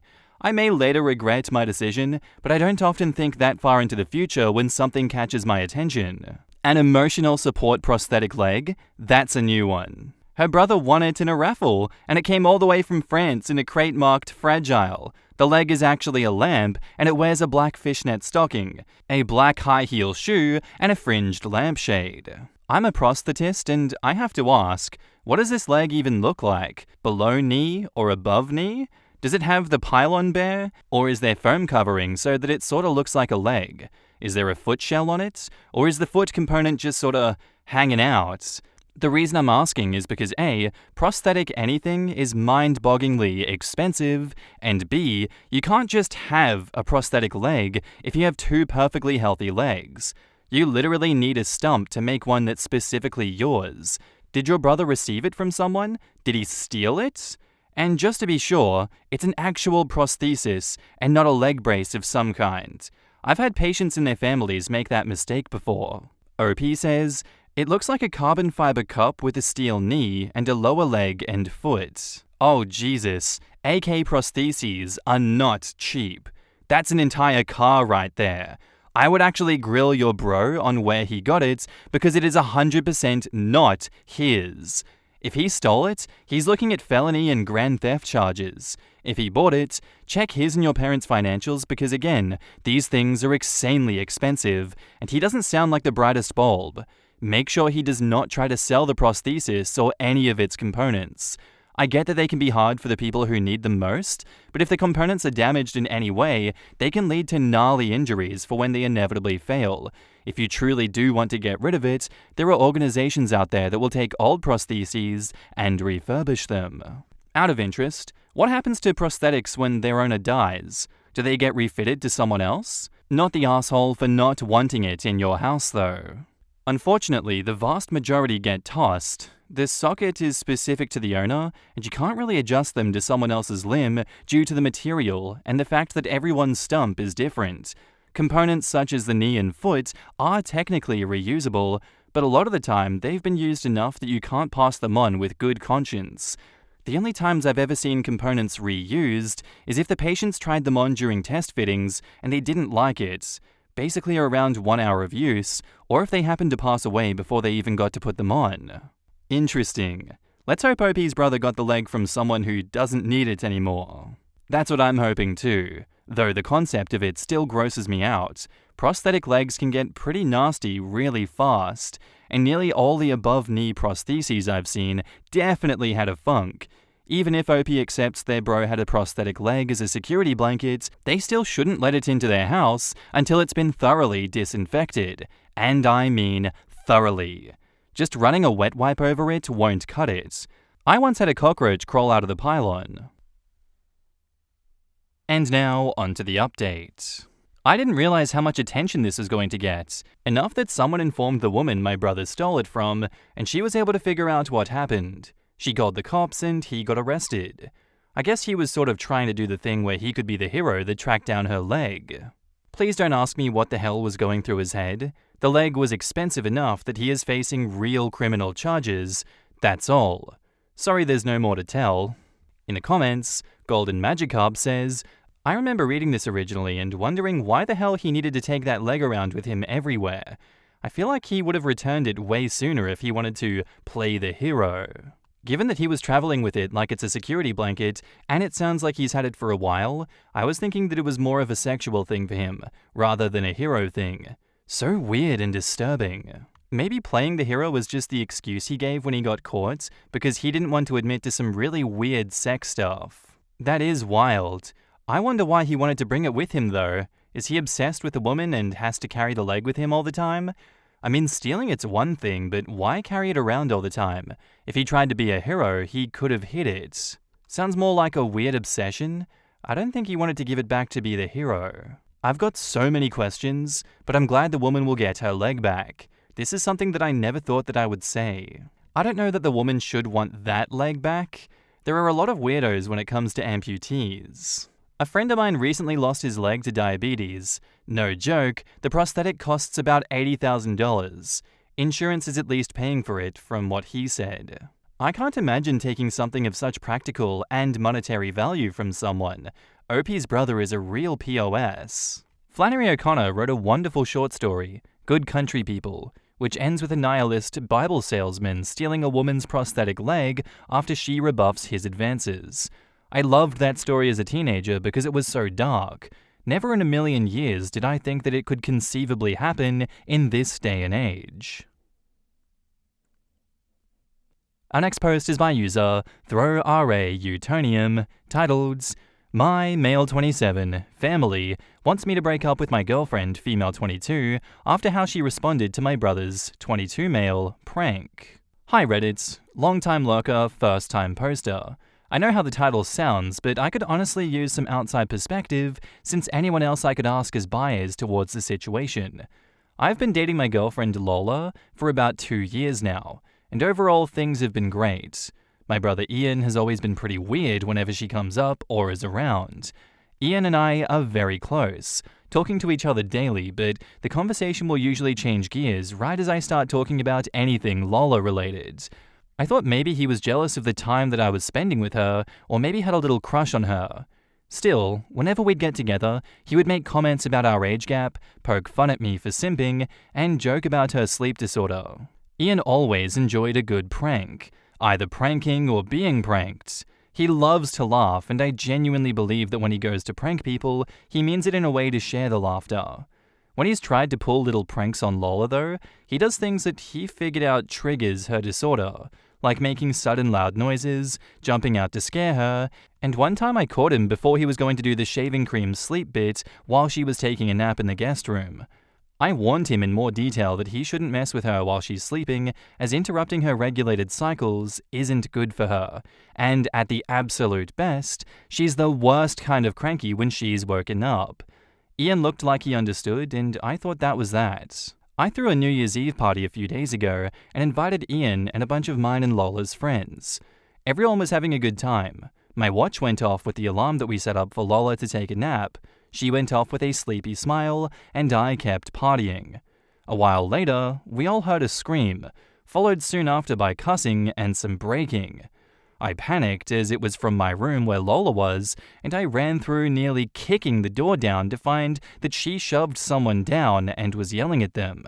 I looked to see who it was and saw a spider mask that I unfortunately recognized as Ian's from years ago. I saw him scrambling to get away, but she only stopped when 3 of her friends pushed past me to pull her up and check on her before she ultimately passed out in their arms. Ian scrambled off the floor and ripped the mask off, revealing the work that she'd managed to do in the time that it took us to react. He started bawling, telling me that she was insane and abusive, that he only wanted to make sure that she wasn't going to sleep through the ball drop. At this point, everyone started yelling. Ian looked terrified and kept repeating that she was crazy and that I shouldn't be with someone who could do this to her boyfriend's brother. Some of my guys were yelling that if she did it to him, she could do it to me. All of her friends were screaming about how we should know to leave a sleeping girl alone and how it was creepy. Ian ended up calling our mum to tell him that Lola hurt him, and she's furious. Lola's friends ended up carrying her out against my protests, and my friends were nearly split down the middle. I remember standing there while everyone argued while the ball dropped, my mother calling me for the 10th time, and Lola finally texting me that she needs space to think. Since then, we have lightly texted. She's expressed that she can't shake her fear of what happened, but she still hasn't told me from her side what happened. Ian and my mum are trying to convince me to break up with her and chastising me for not helping or standing up for my brother when he was being assaulted, and also demanding an apology for not playing my part as an older brother. Ian has FaceTimed a few other family members, and now my aunt, who paid for both our colleges and the house my mum and brother live in and helped me get my apartment, is taking the 3-hour drive to make sure her boys are okay, which is stressing me out even more.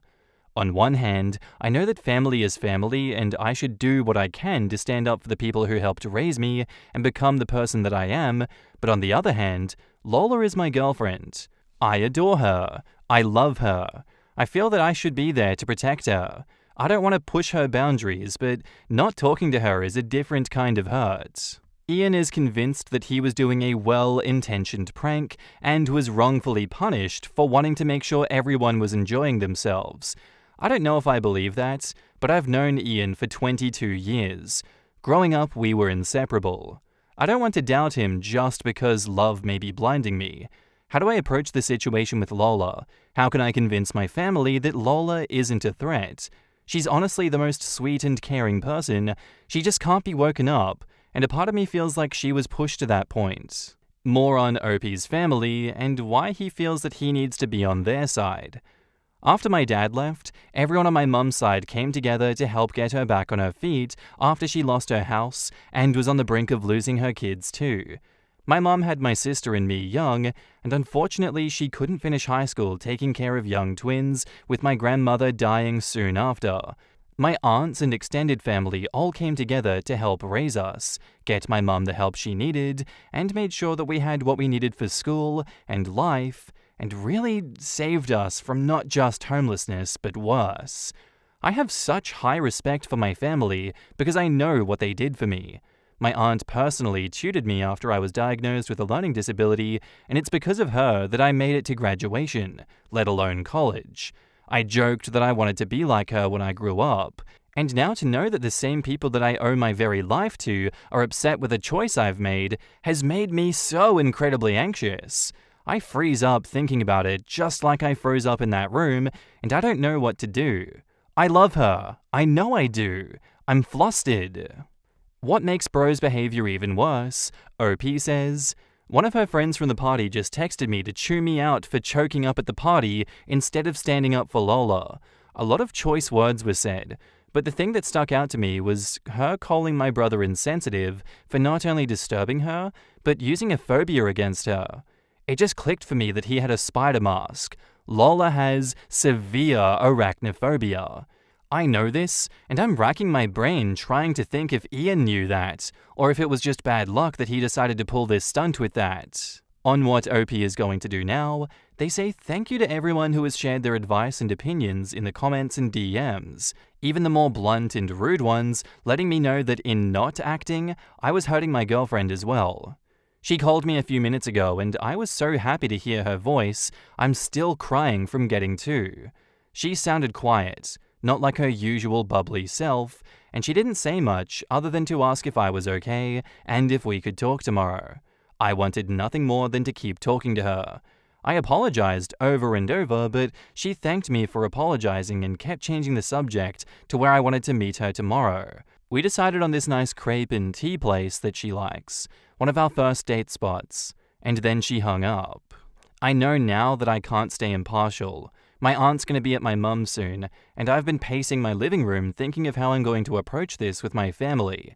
I don't want to be rude, but I won't let my tone or language stop me from doing what I should have done in the first place. Ian's given a lot of excuses, but none of them make up for the bullshit he's put her through, and I let that slide for no good reason. After hearing her voice and how down she sounded, I feel ready for war. She might break up with me, and after reading all of your comments, I'm disgusted with my actions, and I would leave me too. Further in the comments, the bookish foodie says, "You don't actually need any advice, because if Lola has even an ounce of sense, she's your ex. Since this seems to have escaped your notice, your brother is either the biggest asshole, or in need of a good diagnosis, or both. I wish Lola all the best in life. May the idiots be far from her, and may she never have a bad hair day." Heavy on the diagnosis part. What sane adult in their 20s is still behaving like a raging creep? I don't see how OP doesn't see that, sleep disorder or not, any woman would be terrified if they woke up to a strange man in their bedroom. You do realize that your brother knew full well the extent of her sleep impediment, knew she had triggers, and used them against her? Once you've explained to him why he can't do that, and he keeps doing it, how can you defend him and try to act like he didn't have malicious intents? Of course he did. Or he just didn't care about anything other than to see her scared, no matter how it would scare and scar her. He is a jerk through and through. You should already be dumped, really. You found your brother in your girlfriend's room, her fighting him off, and you didn't even stand up for her. Yep, there is absolutely no grey area here. The brother was 100% in the wrong. Correct. A single woman, sleeping alone, awoken by a man in a mask? I'm sorry, what part of assault culture fantasy world does he live in that he remotely thinks that's okay? I'm pretty sure that if a man in a mask tried to wake me up from a dead sleep, cops would be called, because that's goddamn assault. Forget about her sleep disorder, this alone is traumatizing enough. Then when you add on that the brother knew about her disorder and triggers, there is no question that this is not a well-meaning prank. Quote, "He does things that he figured out triggers her disorder. Please break up with her, so she doesn't have to suffer knowing her boyfriend will throw her to the wolves because her terror is funny." Yeah, OP lost all confusion credibility with this one line. He doesn't know if it was malicious?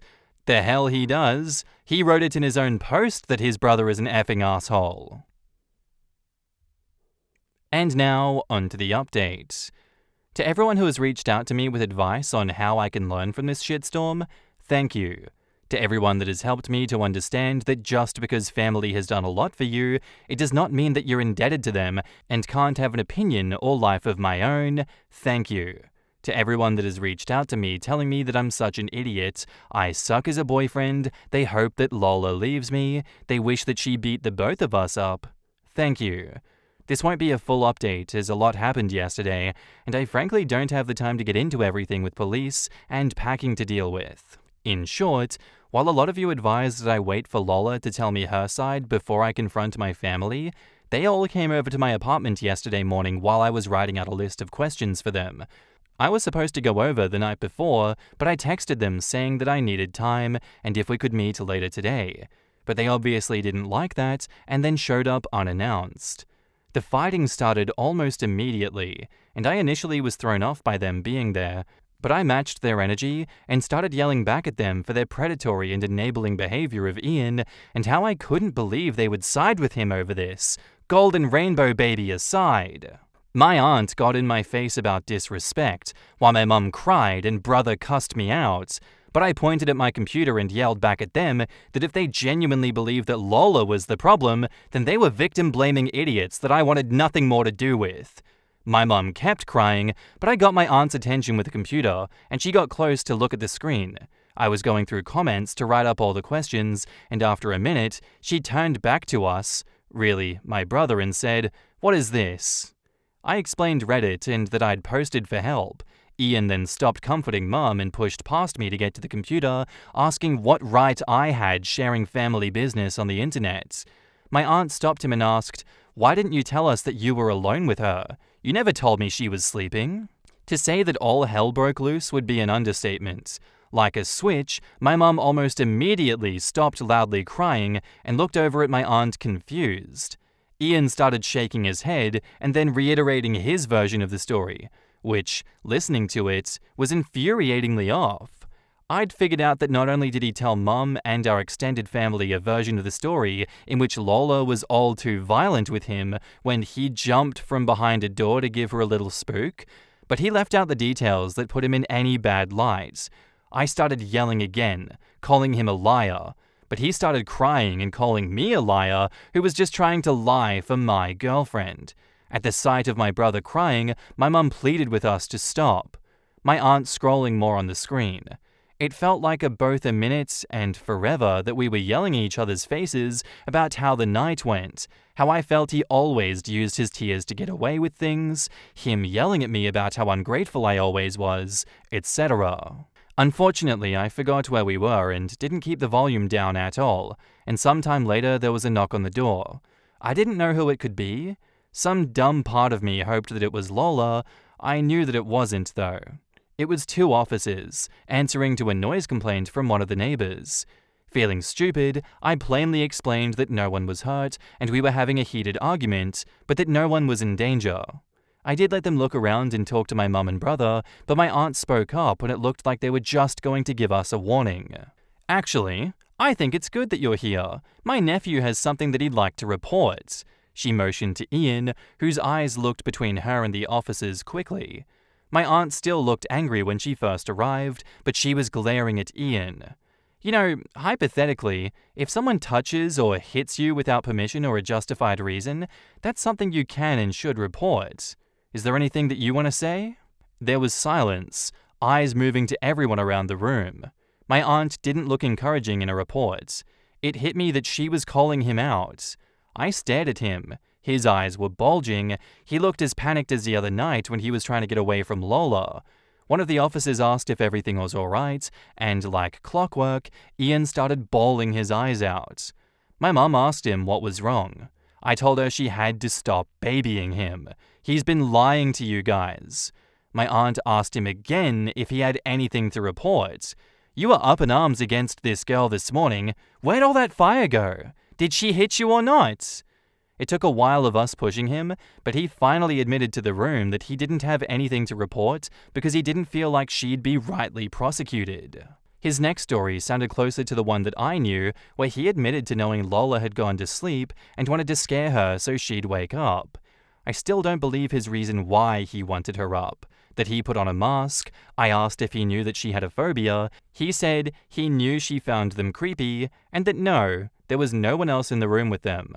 He couldn't get any of our friends to agree to the prank, so he did it himself. He said he started making sounds against the wall the bed was against, and then got close to scream in her face. He said she woke up and surprised him because he thought the stress and panic would cause her to scream or hide, but she went for his throat instead.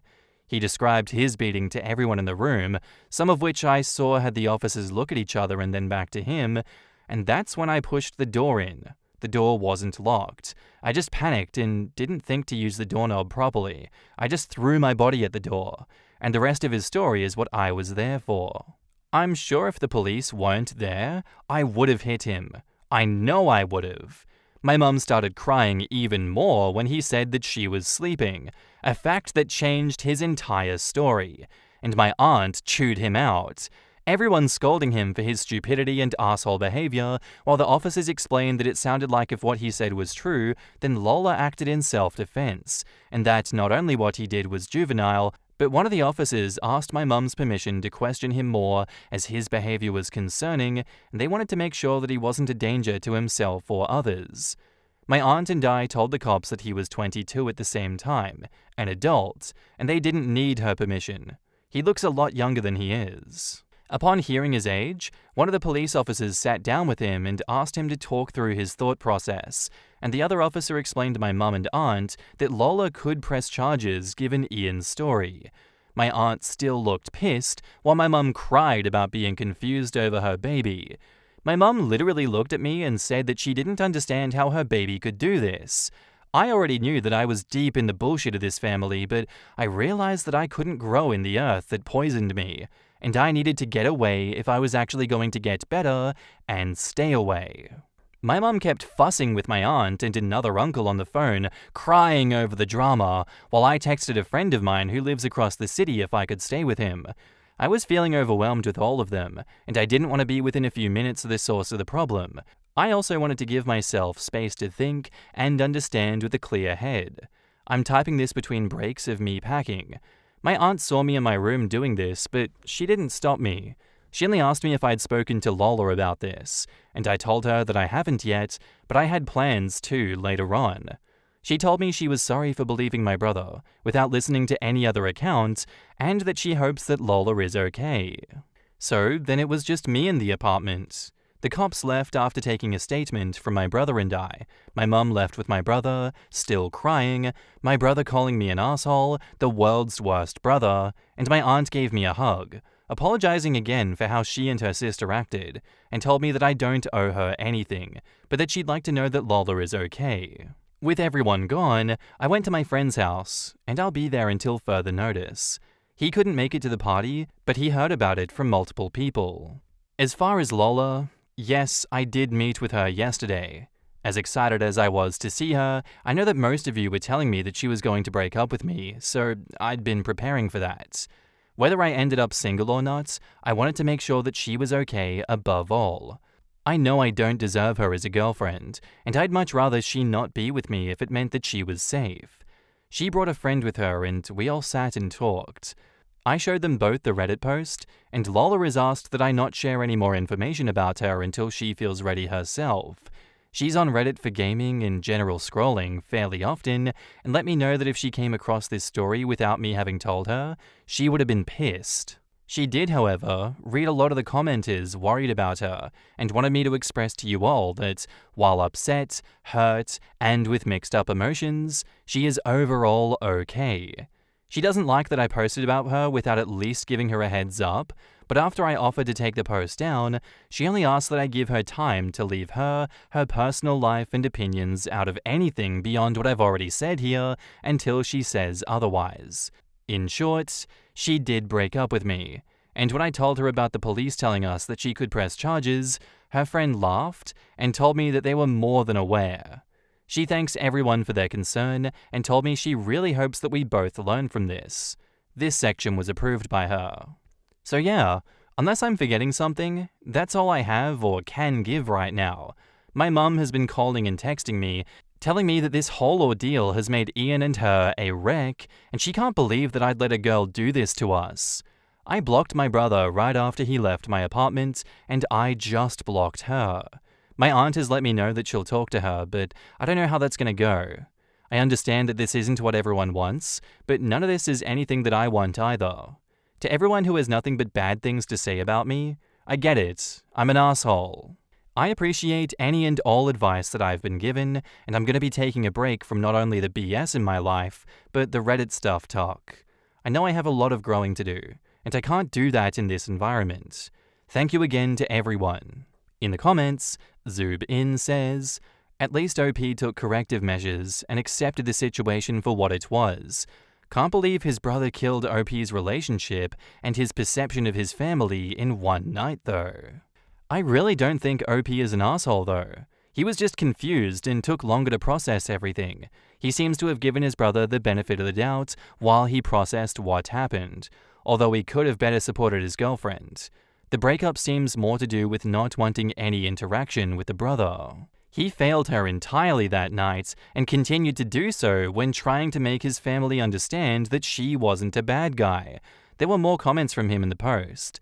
He had blinders on the entire relationship when it came to his brother's creepy obsession with his girlfriend. She broke up with him because of his brother's actions and his inactions.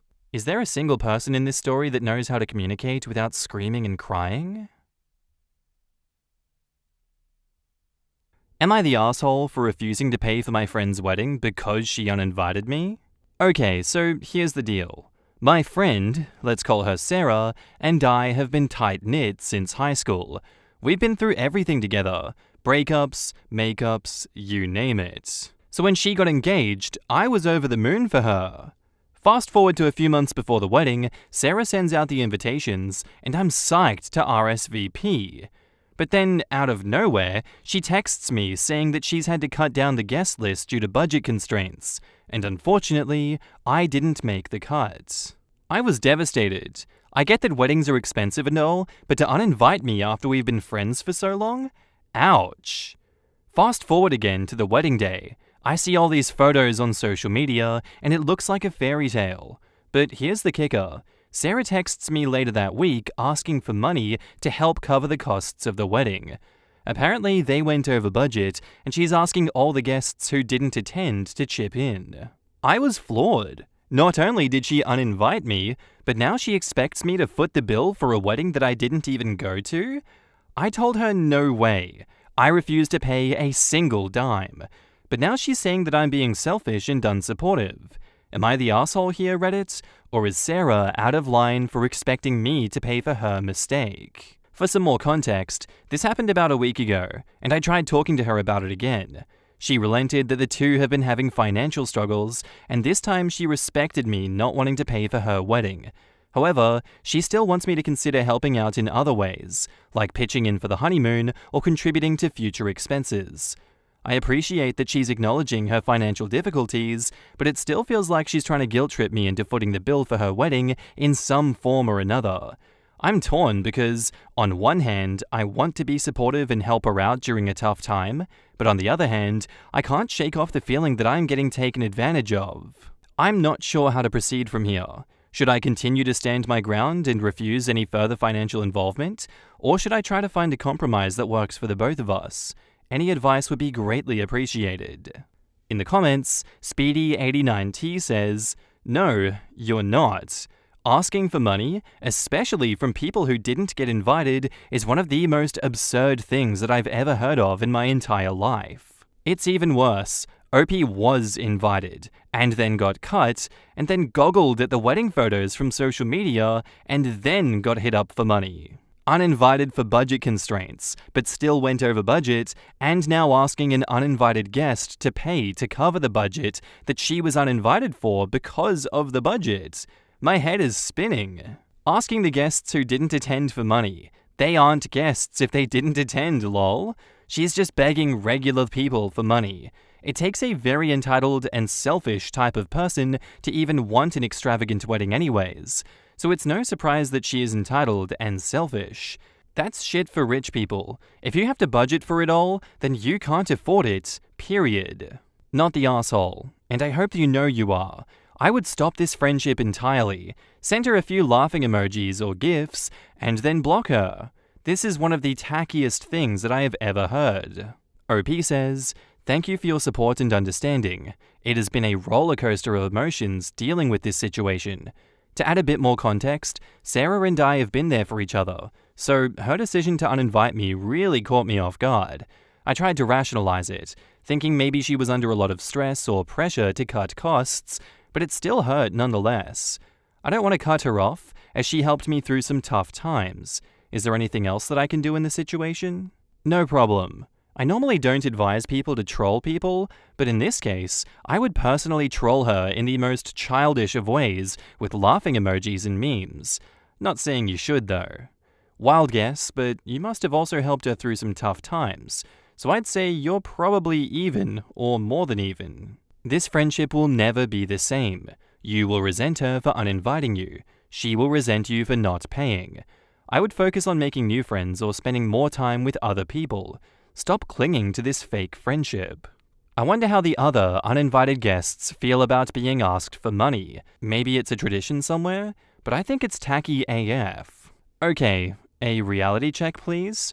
Who, being an adult and in their right mind, expects others to pay for their luxuries? Mind you, a wedding, guests, honeymoon, whatever, it is not a necessity, it is a luxury. You have to budget, and if you can't budget, why the hell should other people pay for that? Would she pay for your vacation so you can have some fun because you're tired from work? No? Then what's the difference? That's just crazy. She shows you zero respect and zero care for your feelings and just trying to use and guilt trip you. And she literally threw you out of her wedding and still feels as though it's okay to ask you for money like you're a doormat. That's just asshole behavior. It's very selfish to care about your well-being instead of caring to other people's expensive wants. Yes, you may tell her that you are very selfish and that you shouldn't be friends. OP replies, "Thank you for your reality check. You're absolutely right. Expecting others to pay for luxuries like weddings and honeymoons is unreasonable, especially when it comes at the expense of someone's feelings and boundaries. It's been a tough pill to swallow, realizing that Sarah may not value our friendship as much as I thought she did. The fact that she uninvited me from her wedding and then tried to guilt-trip me into covering expenses feels like a betrayal of trust. I've come to realize that I need to prioritize my own well-being and not allow myself to be taken advantage of. It's clear that Sarah's behavior is selfish and disrespectful. I shouldn't feel obligated to cater to her expensive wants at my own expense. It's going to be hard, but I think it's time to reevaluate this friendship and set some boundaries moving forward. Your words have given me the clarity and confidence to stand my ground. Thank you for your support." Yeah, absolutely. It's great that OP is realizing that they need to grow a spine in this situation, because I can definitely see where they're coming from. Like, you don't particularly want to lose a friendship over this because, you made the concession of not going to their wedding and you still want to be friends with them, but how much shit can they pile on top of you before you realize, you are being disrespected? You should stop giving them the benefit of the doubt. They're just using your trust in them against you. Can't imagine how you're feeling right now, OP, but from me, I don't think you're the asshole for refusing to pay for your friend's wedding, because, on top of that, she uninvited you. It's pathetic. And now, onto the updates. Hey everyone, OP here with an update about refusing to pay for my friend's wedding because she uninvited me.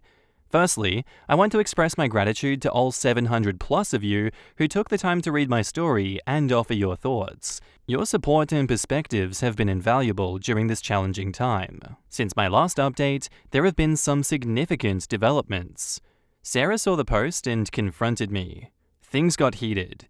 There was yelling, emotions ran high, and in the end, I made the difficult decision to go no contact with Sarah. While it was a tough choice to make, I realized that the toxicity in our relationship had reached a point where it was no longer healthy for either of us. Despite my initial hopes for reconciliation, it became clear that certain underlying issues in our friendship needed to be addressed and resolved before any meaningful progress could be made. Going no contact was not a decision that I made lightly, but rather one born out of necessity for my own well-being and mental health. It's never easy to distance yourself from someone that you care about, but sometimes it's necessary for personal growth and healing. I want to thank everyone once again for their support and encouragement through this journey. Your words have been a source of strength and comfort during a challenging time in my life. Moving forward, I'm focused on prioritizing self-care and surrounding myself with positive influences. While it's sad to say goodbye to a friendship that once meant so much to me, I'm hopeful that this decision will ultimately lead to greater happiness and fulfillment in the long run. Thank you all for being a part of my story and for your unwavering support. In the comments, Uncle Ned is Dead says, "Sarah saw the post and confronted me. Things got heated. If she was anything but embarrassed about her choosing beggar ways and apologetic for how she treated you, then she is no friend." It's so ridiculous when people get angry about being exposed because no real names are used, 99% of the time, and no way for the guilty to be rounded up and derided. Narcissists can't stand the idea that anyone would think of them badly, even if it's online and relatively anonymous. Someone might recognize it and know her actions don't reflect kindly on herself. OP says, "Some of you also DM'd asking for her contact info, but I don't think that that's the mature thing to do. I just want to move past this." Yeah, if you handed that out, you'd be a massive asshole. Sorry about having to go no contact, but it seems like it was the only way forward to keep yourself sane. Best of luck. OP says, "It hurts because she helped me when I was battling depression and low on money. But thank you on your understanding and support. It wasn't an easy decision to go no contact, but sometimes it's necessary for self-preservation. Your words mean a lot to me, and I appreciate your well wishes. Here is to prioritizing our mental health and moving forward towards a brighter future.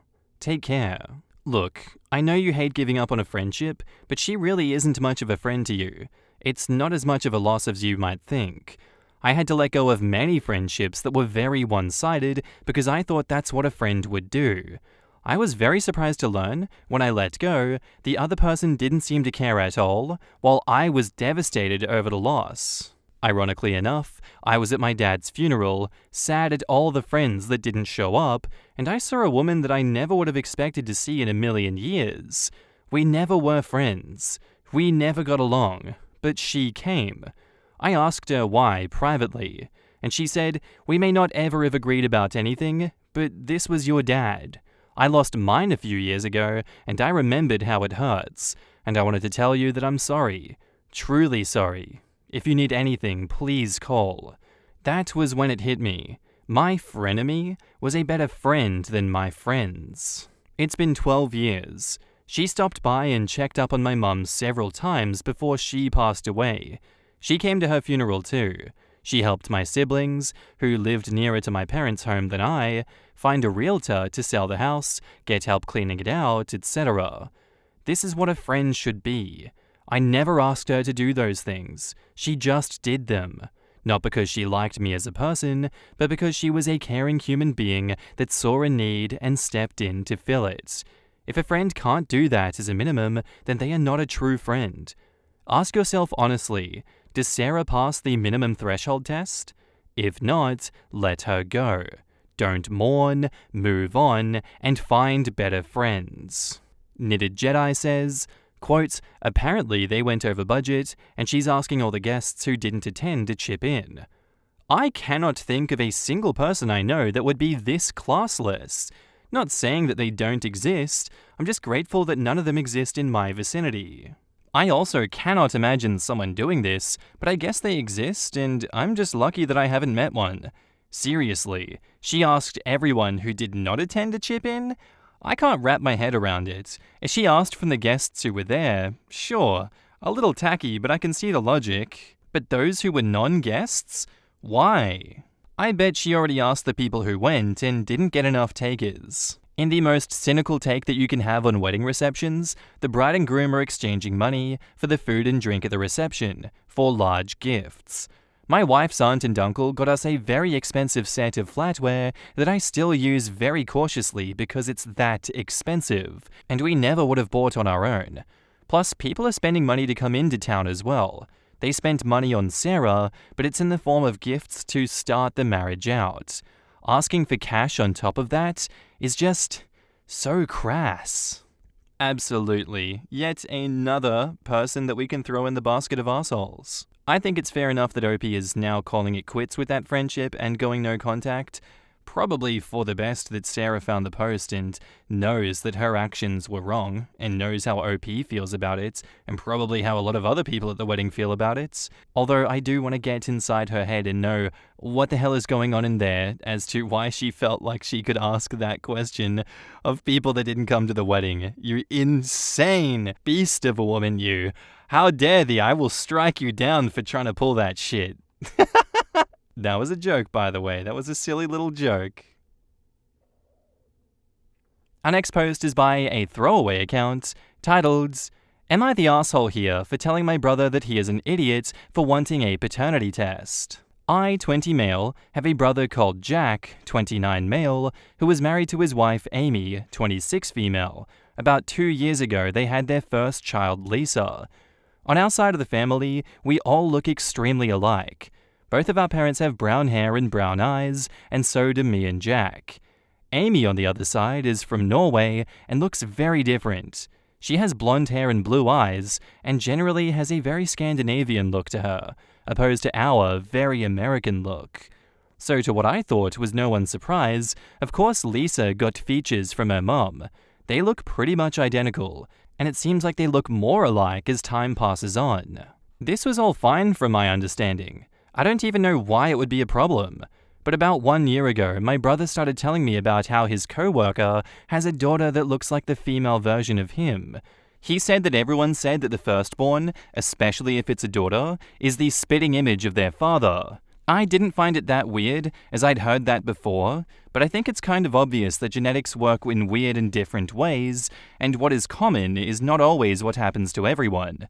I told him just that genetics work in surprising ways sometimes. However, as time went on, he started saying more stuff like this, Like asking me where I thought Lisa got her blonde hair from, which obviously was from Amy. He did this with other stuff like the nose, the eyes, the little mannerisms that Lisa has. It was extremely obvious that it was from Amy, which I always told him. Now I found out that he is demanding that they take a paternity test, as he is extremely sure that Lisa is not his. Amy is extremely distraught by this and has tried to explain to him that Lisa is his, that she just got stuff from Amy and that happens.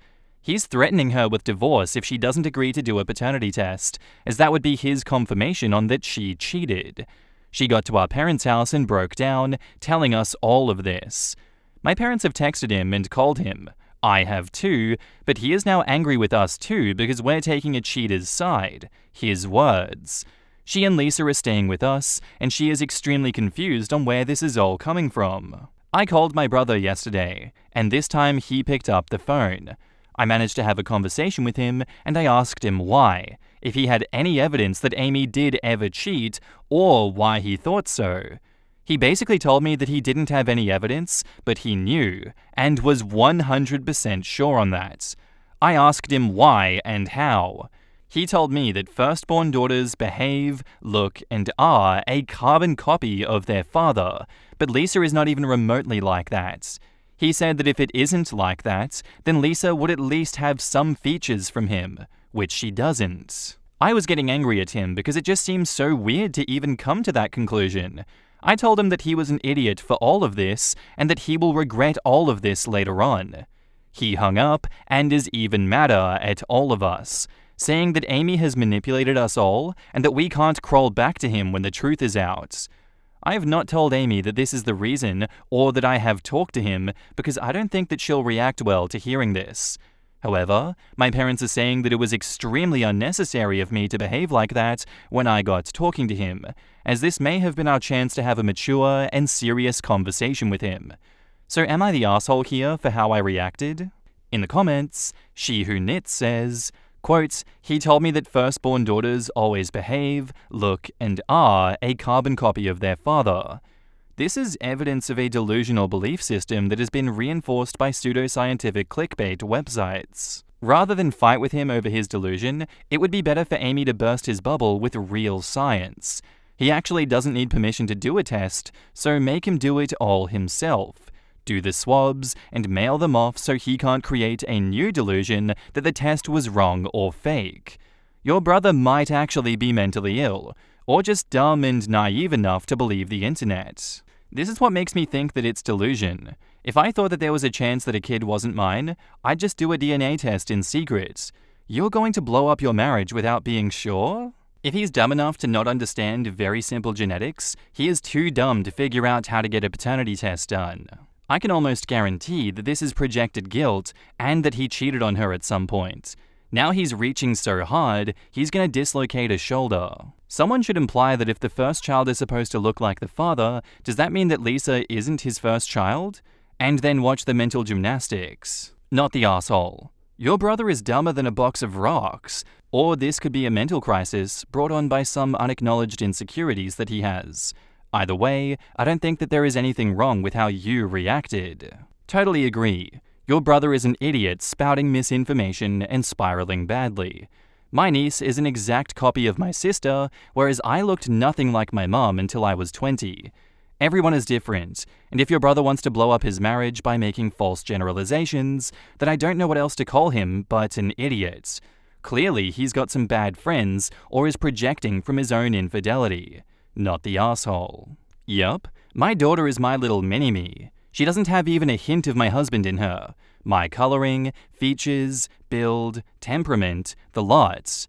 My son is a perfect blend of the both of us. Genetics are just like that sometimes. It's not like OP's niece came out looking like the milkman or the guy next door. She just looks like her mum. OP's brother needs to sort his shit out. My brother's eldest is the spitting image of me, her auntie. His youngest is very like my maternal family. The middle daughter is a complete blend of the two. Skinny shrimp like her dad, his mannerisms, but has the hair color, eye color, and facial features of her mum. You can see the similarities between the eldest and the youngest, but the middle looks completely different from her sister, while at the same time, the most like her parents. Genes are weird. Back up to the post, edit. I have seen a few comments about this and thought that I would try my best to answer, but since I'm just hearing about this from Amy, and I was not there during the whole ordeal, I don't have 100% of the answers, and they are basically just what she has told me. He basically sat her down, told her that he was going to be honest with her, and then he said that he didn't think that Lisa was his, that he basically knew that she cheated on him, and that he would do a paternity test. He did not go behind her back and do it. Why? I can't answer. They then had a fight, and I don't know who left first. I don't know exactly what was said.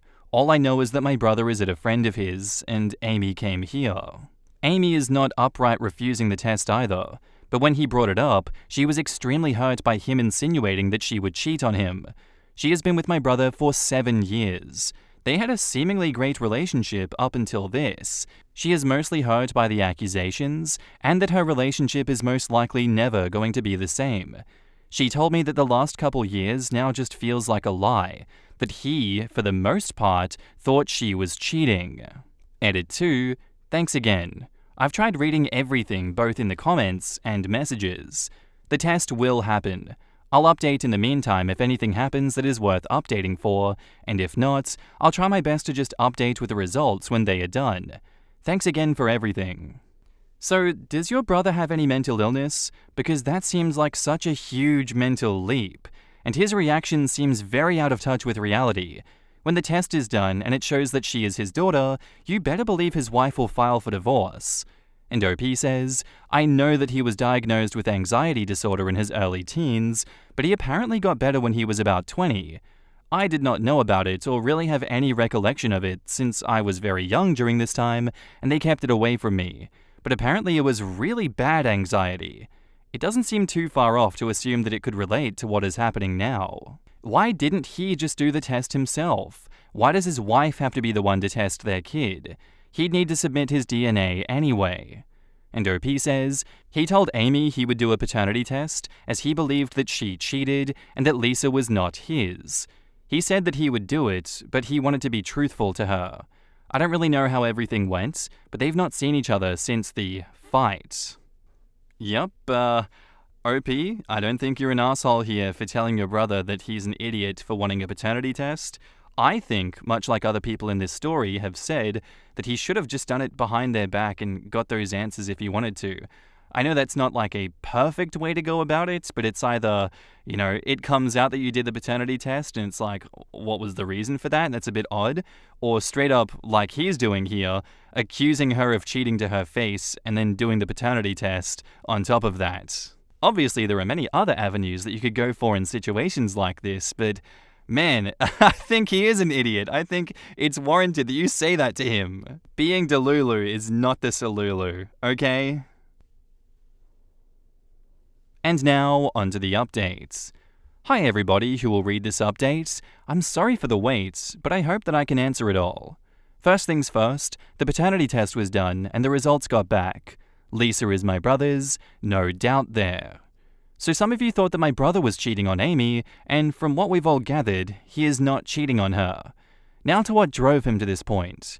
We think we know. I mentioned in a comment that my brother had anxiety when he was younger.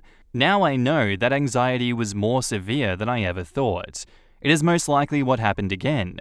His anxiety has mainly been pointed towards other people. He doesn't trust that they want what is best for him. One example was that he apparently refused to sit beside someone in classrooms because he thought that they would take their pens and stab him. This is just one example.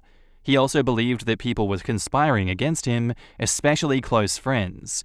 So what happened was that one of his co-workers had brought their daughter to the office one day, and everyone talked about how his daughter looked like him if he was a girl and 30 years younger. After this, they apparently started talking about genetics in the lunchroom for some time.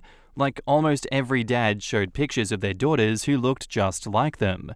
All mums showed pictures of their sons who looked just like them. Of course, this was not the case for everyone, but for many. This apparently sparked something in my brother. He started obsessing over genetics, and what confirmed his thoughts was that brown eyes and hair should outweigh blue eyes and blonde hair. He fed into these thoughts and obsessed over them for almost a year. Also, for why he didn't just do the paternity test, he wanted to show Amy how easy it was to not keep secrets.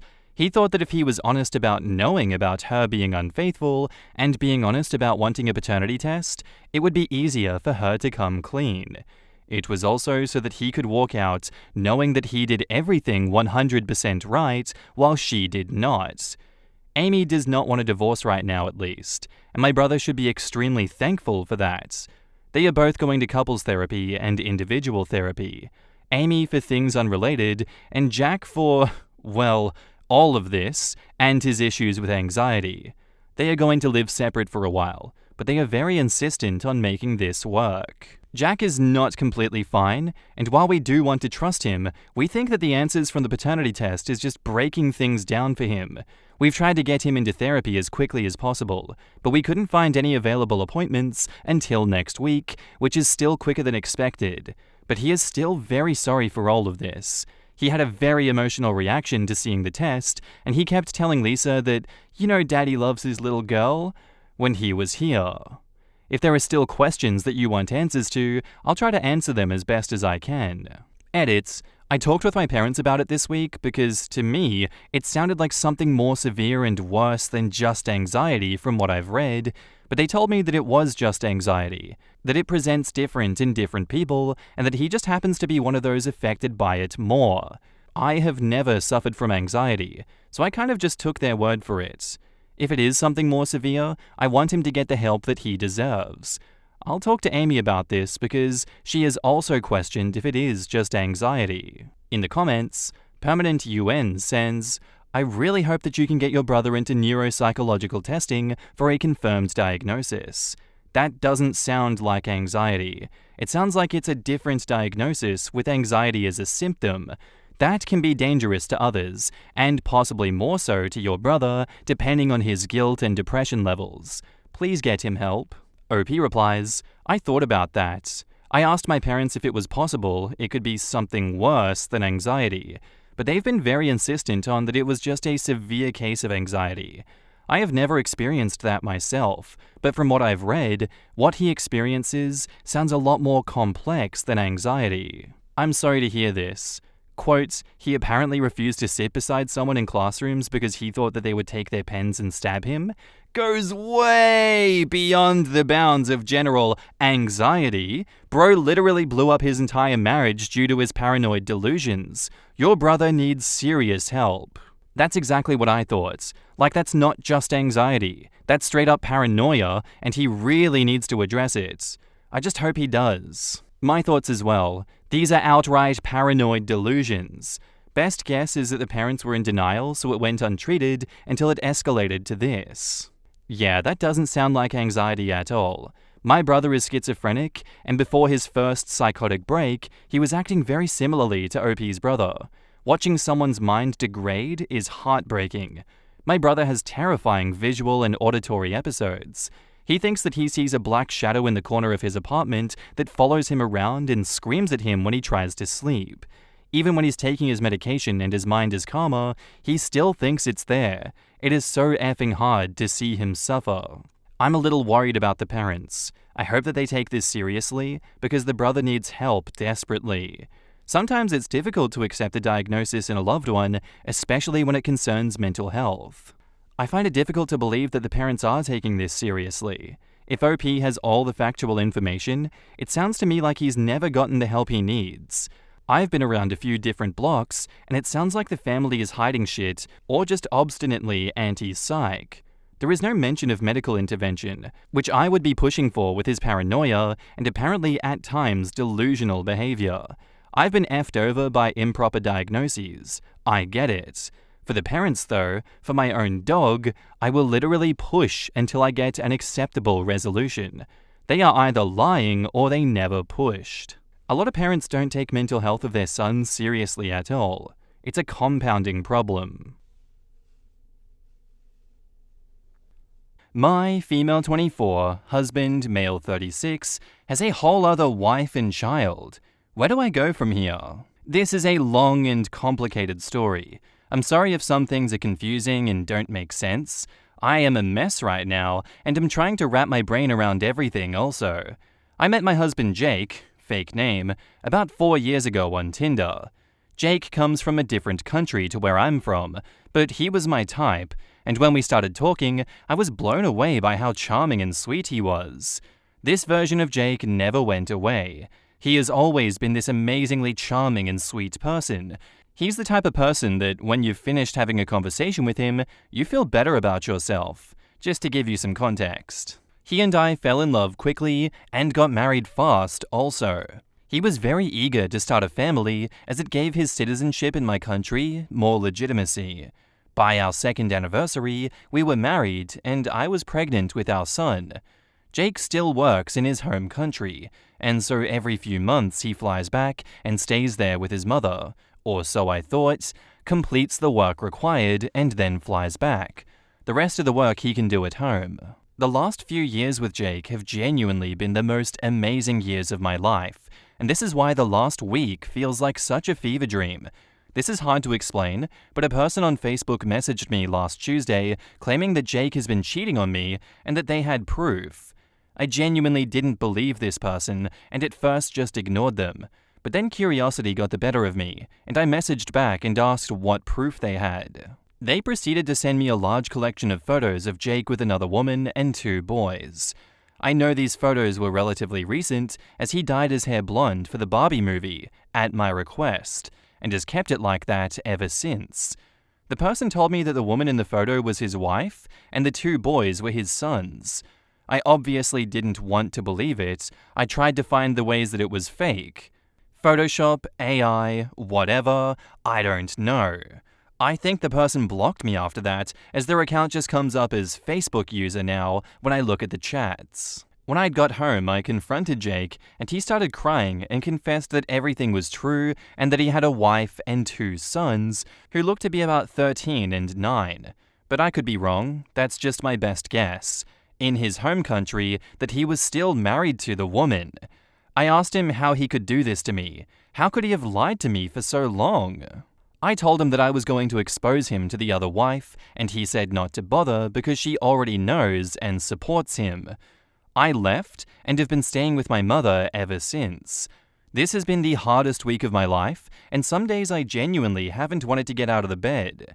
Jake has been texting me saying that he'll break things off with the other wife completely if that's what I wanted, and he texted me saying he thought that I wouldn't mind, which genuinely made me sob into my pillow. I have never felt so low. Part of me, stupidly I know, wants to take him back. The years that I had with him were the best that I've ever had, but this betrayal is just... I don't even know how to explain the hurt that I feel. In the comments, Boopaloop says, "He chose you because you were young and naive. He was charming and sweet because he was conning you. He had a plan the whole time. His wife is supporting him because he is bringing her and the kids over once he establishes residency." Edit, this is debatable, as some commenters have pointed out, but either way, operating strictly off of what has been presented here, if he has actually told his wife, and that was her actual response, that is likely to be the agreement that was forged, whether or not he actually honors it. He is a user, and is still using you now because he believes that he has control over you. Do not go back to this person. What you knew is not reality, and he is counting on the illusion that he created to be powerful enough for you to stay. You know what you need to do. You are understandably in shock, but please get your family and friends involved to support you. You did nothing wrong. Please consult a lawyer ASAP to see what your options are, because like others have said, fraud has been committed.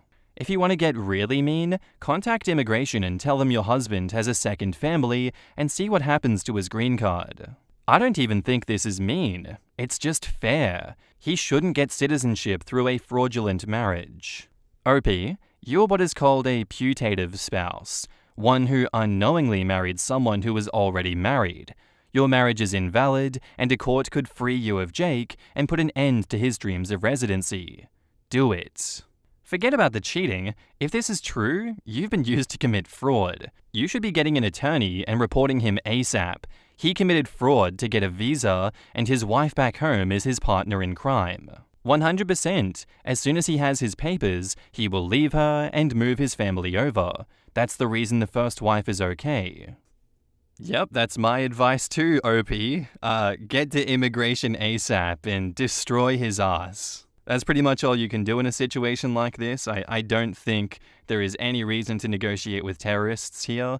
He's not who you thought he was. He lied to you the whole time. Why would you just now trust him and take him back? Just because he's conning you like that. Obviously his conning is working because there's a part of you that wants to take him back. The most likely situation of where you go from here is keep the child, lose the husband.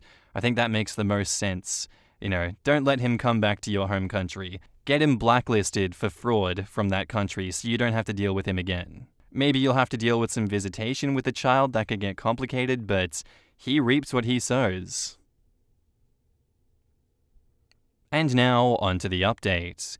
Hi guys. First and foremost, I would like to thank you all for all the advice and support that everyone has given me since my original post 4 days ago. It's been over a week since I left to go stay at my mother's, and this time away from Jake has been so good for me and has allowed me to see what was really important to me.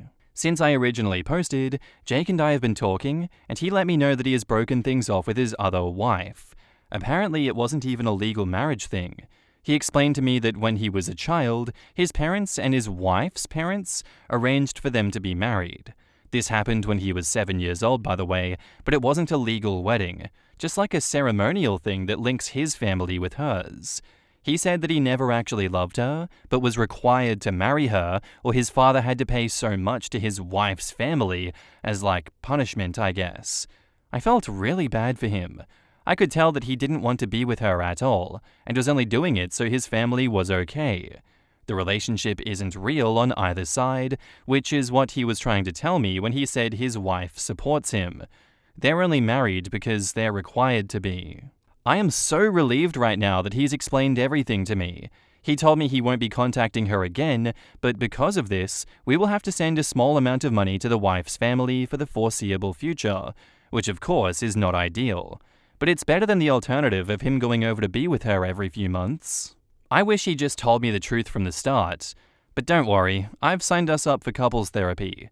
I know this is likely not the results that you guys expected or wanted. So many of you were so bloodthirsty for him without even understanding what he was going through. The thing that kinda concerns me now is what the relationship will be like between my son and his other half siblings. I think I would like to foster a relationship between them if I can. I'm just glad to be back with Jake. I love him so much. In the comments, someone says, I find this pretty unbelievable. Have you talked with his wife to confirm any of this? OP says, not per se, but I can tell usually when he's lying, and he wasn't this time. Well, except for the whole double life thing, right? Apart from that, you read him like a book. Info. Will you be paying into this money that is ostensibly going to the other wife's family, or will he be paying it solely from his income? OP says, I don't have an income at the moment, so it can't come from me. Not a real marriage, yet they're half-siblings? OP says, he had them before he even knew me. Yeah, you would have also been 10 to 11 years old when the oldest was born. Does that not shout red flag to you? OP says, what has that got to do with anything? He wasn't dating me then? I love how she glossed over that his wife knew all along. Of course she knew. She's in on the plan. As soon as she can afford it, the wife and kids will be on the next plane over, and OP will be out on her naive ass.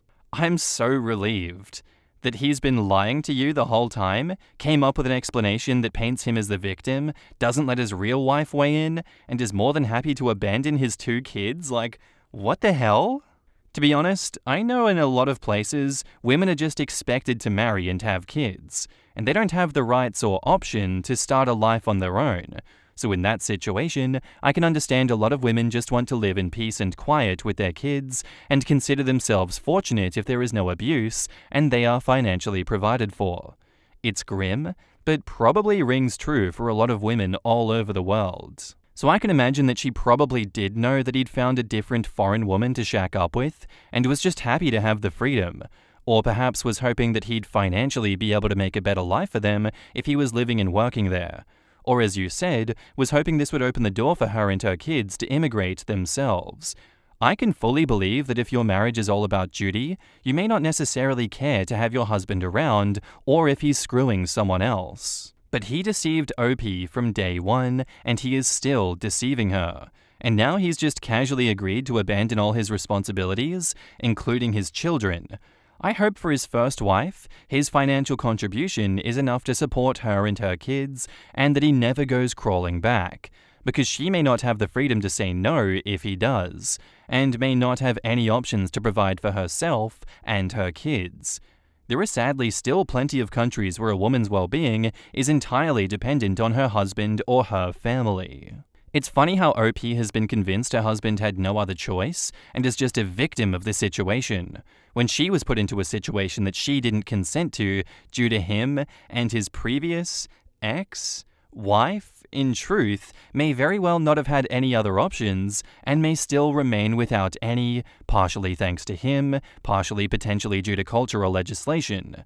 So in this situation, it was actually him who was the only one who actively had choices presented to him and chose to take the freedom/options away from the women in his life. That's just so grim. That is just incredibly grim. I don't know how OP doesn't see that he is such a manipulative piece of shit in this situation. Like, I want to grab OP and be like, hey, snap out of it, please. What spell has he put you under? You're better than this. You got this. Come on. Can't you see that he's obviously lying to you? Please stop. How has she deluded herself to trust him again? He already broke the trust in the relationship, and his story is so obviously lies. I feel bad for OP. I really hope that she learns her lesson in the future and snaps out of it when the next lie appears further down the road. But until then, they have deleted their account and they obviously don't want to talk about it further, so to each their own. Our next post is by user OneTone4608, titled, Am I the asshole here for not supporting my sister's engagement? I, 24 female, am planning my wedding to my partner of almost 6 years. We got engaged at the end of November 2023, and we set our wedding date for September 2024. Before we get into the current situation, I want to provide a little bit of context. When we were growing up, it was always abundantly clear that my sister, 20 female, was the family favorite. She was always given special privileges and talked more highly of than me. For this reason, we didn't get along during our childhood and most of our teenage years. After attending therapy as an adult, I came to understand that I couldn't hold my parents' treatment towards her against her because she was a child, and the only people to blame are my parents. After working through that, her and I became really close. For the past few years, we have been inseparable. She is my best friend, and I am hers. I asked her to be my maid of honor, and she was so excited. She started dating her current boyfriend, 21 male, in late October of 2023. Of course, he just so happens to be everything my family has ever dreamed of in a son-in-law, the exact opposite of my partner. The past 6 months they have been together, my sister's partner is all my family talks about, even at my bridal appointments. Right after my engagement, my sister said that when she found out about my upcoming engagement, she made it clear to her boyfriend that this year was about me, so she didn't want him to bring up anything marriage-related until after my wedding. She said she wanted this to be my year. I've dreamed of this wedding my entire life, and maybe it's selfish to say, but I just wanted this one thing to actually be about me. This leads us to the current situation. Last night, my sister, 20 female, and her boyfriend of 6 months, 21 male, FaceTimed me together and told me that they decided to get married. They said that he would go to ask my parents either today or tomorrow for permission, and then he would immediately go buy a ring. They then said that they want me to help plan the official proposal, which will happen in 2 to 3 weeks, with the wedding set for November 2024. I told them that I needed time to process, and I ended the FaceTime. An hour later, my sister called me to talk about it, and I was sobbing. I explained to her how badly it hurt me that she, of all people, would do this after she promised that she would let this be my year. I explained to her that I want to be happy for her, but I am grieving the loss of my special day because the second our family hears about their engagement, it'll be as if I and my wedding don't exist. She cried while I explained myself and then said, "Don't worry about it, just don't worry about it, I have to go," and hung up the phone. I haven't heard from her since. Right now, I feel like I've lost my wedding and my best friend. I am the villain in her story for ruining her moment, and she is the villain in my story for taking this milestone from me even after she promised that she wouldn't. Where do we go from here? Am I the asshole here for not just being happy for her? In the comments, Fafo13 says, "Not the asshole, but I would definitely take a step back from your entire family. Your sister wants to be the main character, and it seems like she's jealous because you are getting all the attention. Deep down, she's not really your best friend. Plan your wedding and have a fabulous time with people who actually want to celebrate you and don't want to secretly compete with you." I'd be really interested to find out why the sudden change from "we will not talk about marriage until after OP's wedding" to "we are getting engaged now, 6 months into dating at 20 years old" happened. My bet would be pregnancy, personally. Yup, I bet the sister is pregnant. Not the asshole. She did it on purpose. She got engaged 6 months into the relationship. Now you have to plan her official proposal. After that, they will ask you to plan other events for her wedding. They're not even officially engaged and already have a wedding date coincidentally 1 month after yours. If they look for venues, they're going to find one available for a month prior to your wedding. Your sister gives the vibe of an immature child that needs to get something first at all costs, and that of a high school bully that says something, then does something else entirely. So they're engaged and married within a year, and they've only been together a year? Yeah, that's going to turn out well.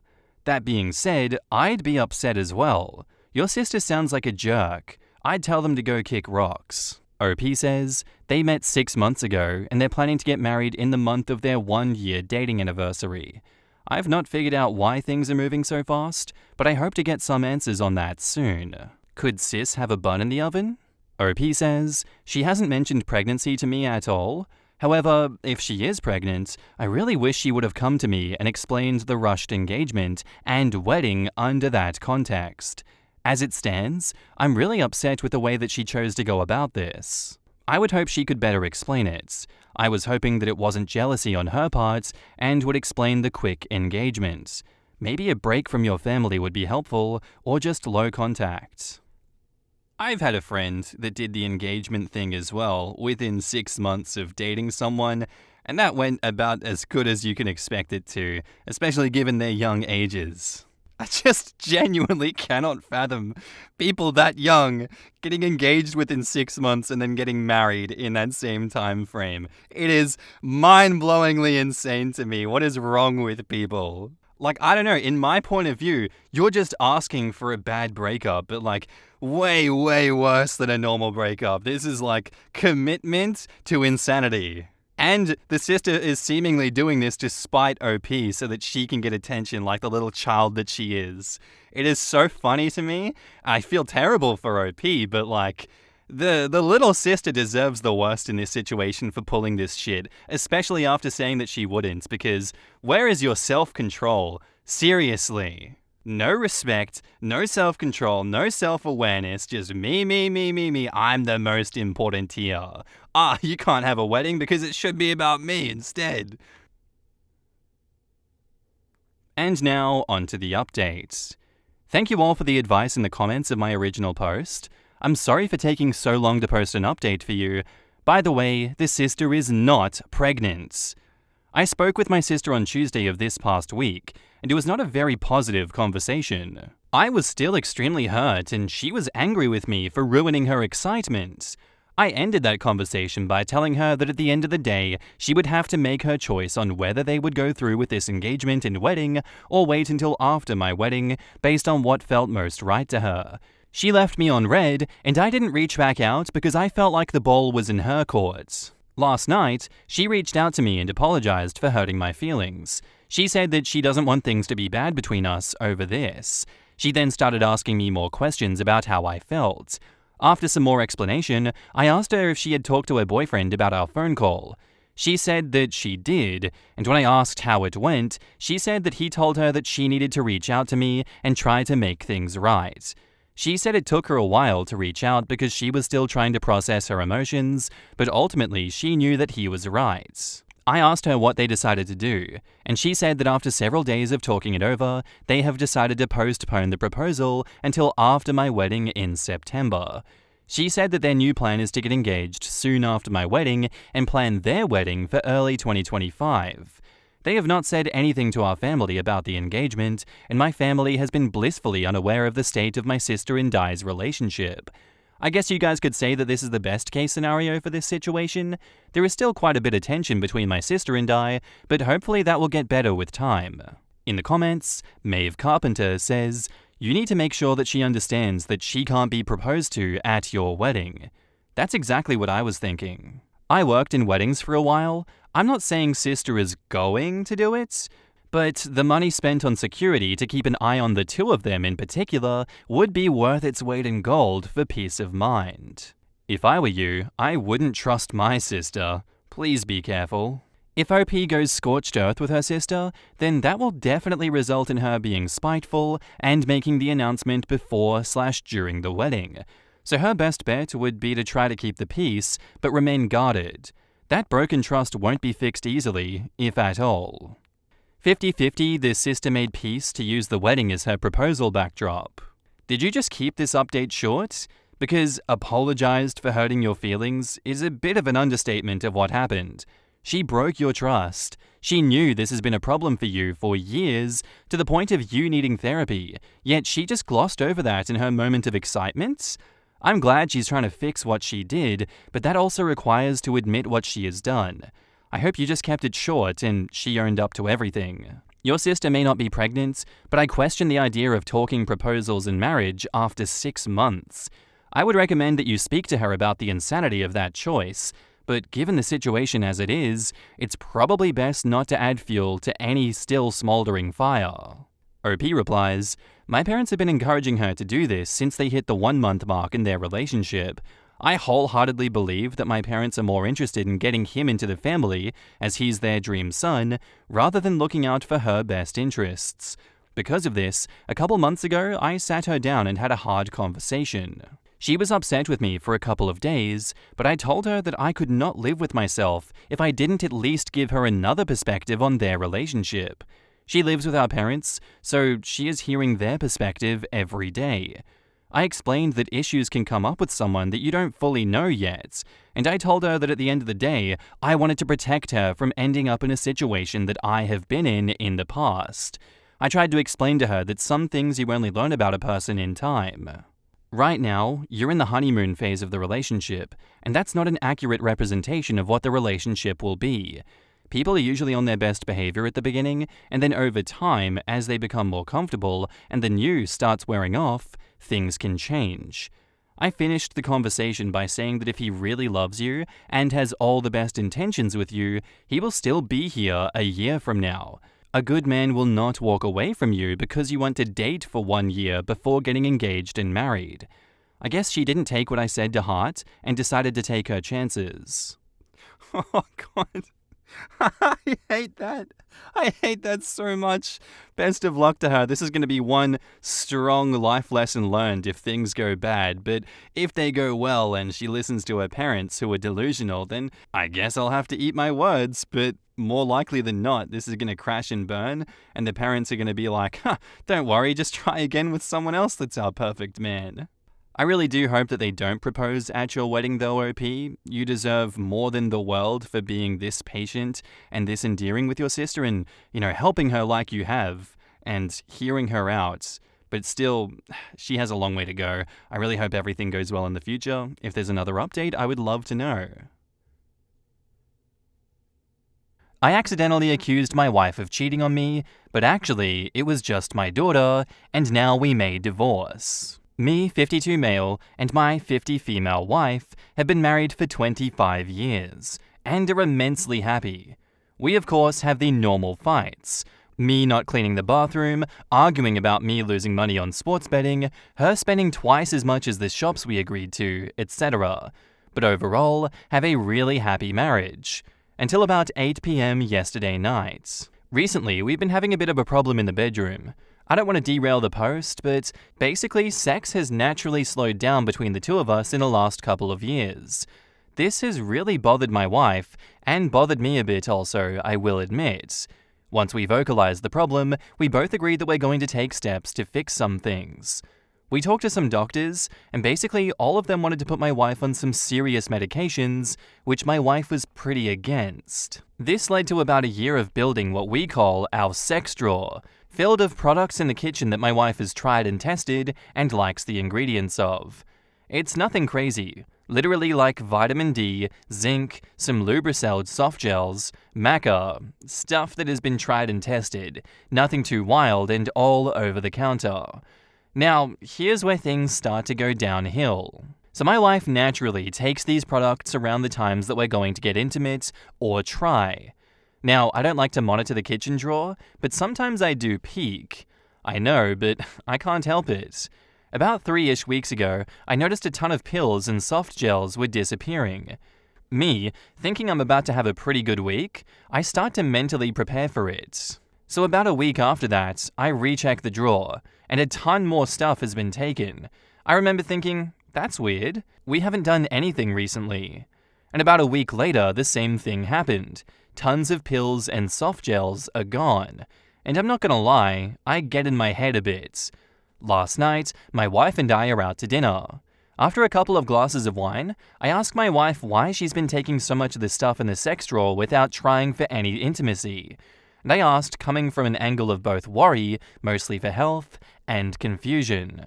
Immediately, my wife gets insanely defensive, blows off the conversation and tells me she isn't talking about it. This, of course, makes it where it's now the only thing that I want to talk about. And while I respect everyone's "I don't want to talk about this," I think something like this should probably be effing discussed. I press a bit, and for about an hour, she is not having this conversation. Basically, it gets to the point where I just blatantly ask my wife if she's seeing other people. My wife, who has never been aggressive or loud, starts basically screaming at me in this Italian restaurant. She tells me that my daughter, 25 female, has been having some relationship issues with her boyfriend and has been taking some of the stuff to help. I'm like, why the hell didn't you just tell me? She goes on a rant about how some things are girl to girl and how my daughter didn't want her telling anyone. Which I get, but come on. I buy the things to fill the drawer. My wife ends up leaving the restaurant mid-dinner. I've honestly never seen my wife this mad, and I'm honestly a bit worried for our marriage. And to top it off, my daughter is acting awkward around me. I get that I stepped out of line with the questioning, but the defensiveness really caught me off guard, and would have assumed my daughter using our stuff would have been discussed. And I wouldn't actually have cared, and would have bought more stuff. Anytime I try to talk to my wife, she makes it seem like I'm an insane, out-of-control monster, that I've broken the trust in our marriage, and that I've ruined 25 years of progress that we've made together. Reddit, am I crazy? I'm beyond confused right now. In the comments, particular title 42 says, "Not the asshole." I am a little suspicious. Missing stuff requires explanation. I'm also a little curious why you keep sex stuff in a kitchen drawer where just anybody trying to help in your kitchen would have access to them. That's the kind of stuff you keep in a medicine cabinet. And OP says, it's basically a drawer of vitamins. Even if guests found it, I doubt they'd actually know what it was. I think that's just where we ended up stuffing things as time went on. I don't know if either of us really wanted it there, more than where we just ended up putting things. Inefficient Frog says, is there parts of this story missing? It feels like there is something missing. Why did you choose to bring this up at a restaurant? Was it to try to avoid the yelling? Did you plan on it being a fight from the start? Get your wife's side of the story and post it. We crave the drama. I feel like my sex drawer would be a bit different than yours.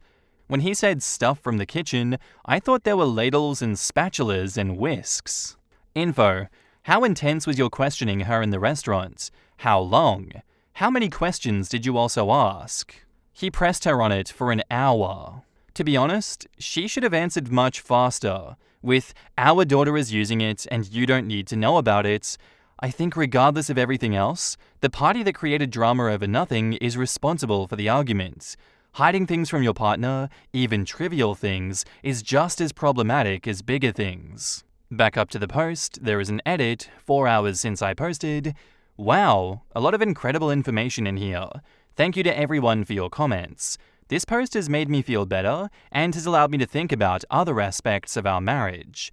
I've seen a ton of requests for info, so let me try to answer some of the questions here. Me and my wife didn't go to the doctor for only libido issues. I don't know the general age of Reddit, but as you get older, things like menopause and other hormonal issues become a reality. That's just the way of life. I didn't plan on questioning my wife at the dinner. It had been in the back of my head, and after a few glasses of wine, I handled the situation poorly, which I 100% agree with all of you, not the right time or place. Though we've had some tough conversations before in public, that still doesn't justify it. Calling it a sex drawer may have been a bad name, but it's just how we reference it. We didn't really think too deeply when coming up with the name, and I don't know actually which one of us created it. I don't have a good reason as to why it's in the kitchen, but we're kinda past the age of caring about what someone may or may not see in our home. I wasn't monitoring the sex drawer. The Lubrisil soft gels, which we keep out of the box, come only in a 30-pill supply. Half the pack or so missing, I didn't count, is very obvious even at a quick glance. And for why I didn't automatically assume my daughter, the soft gels mentioned above and some of the other stuff in there are for specific things, outside of vitamins. While I don't know the ingredients too intimately, you wouldn't really expect those things to be shared. And finally, for those mentioning that my wife is still actually hiding something, I appreciate your comments, and it has given me a ton to think about. While I won't jump to those types of conclusions, I do agree that there is probably more that needs to be discussed between me, my wife, and my daughter. And now, onto the update. I wish I had better news. After reading through the post and all the DMs that everyone sent, thank you for all of those, I was a bit overwhelmed and a bit confused. So I decided to just relax and really not try to jump to any conclusions through the weekend. Many of the points that were brought up did broaden my perspective, and some of the ones assuming infidelity, I won't lie, did get to me a bit, and I was running pretty high anxiety-wise. Realize that at this point, me, my wife, and my daughter still aren't talking. Our home has suddenly become one of the most lonely, isolating, and awkward places in the world. Sunday night, while watching some basketball, I basically just thought to myself, I can't go on like this. So I went and talked to my daughter. I approached the conversation in a, you can talk to me about anything, and if you and your boyfriend were having sexual issues, I would be glad to buy you guys some more stuff.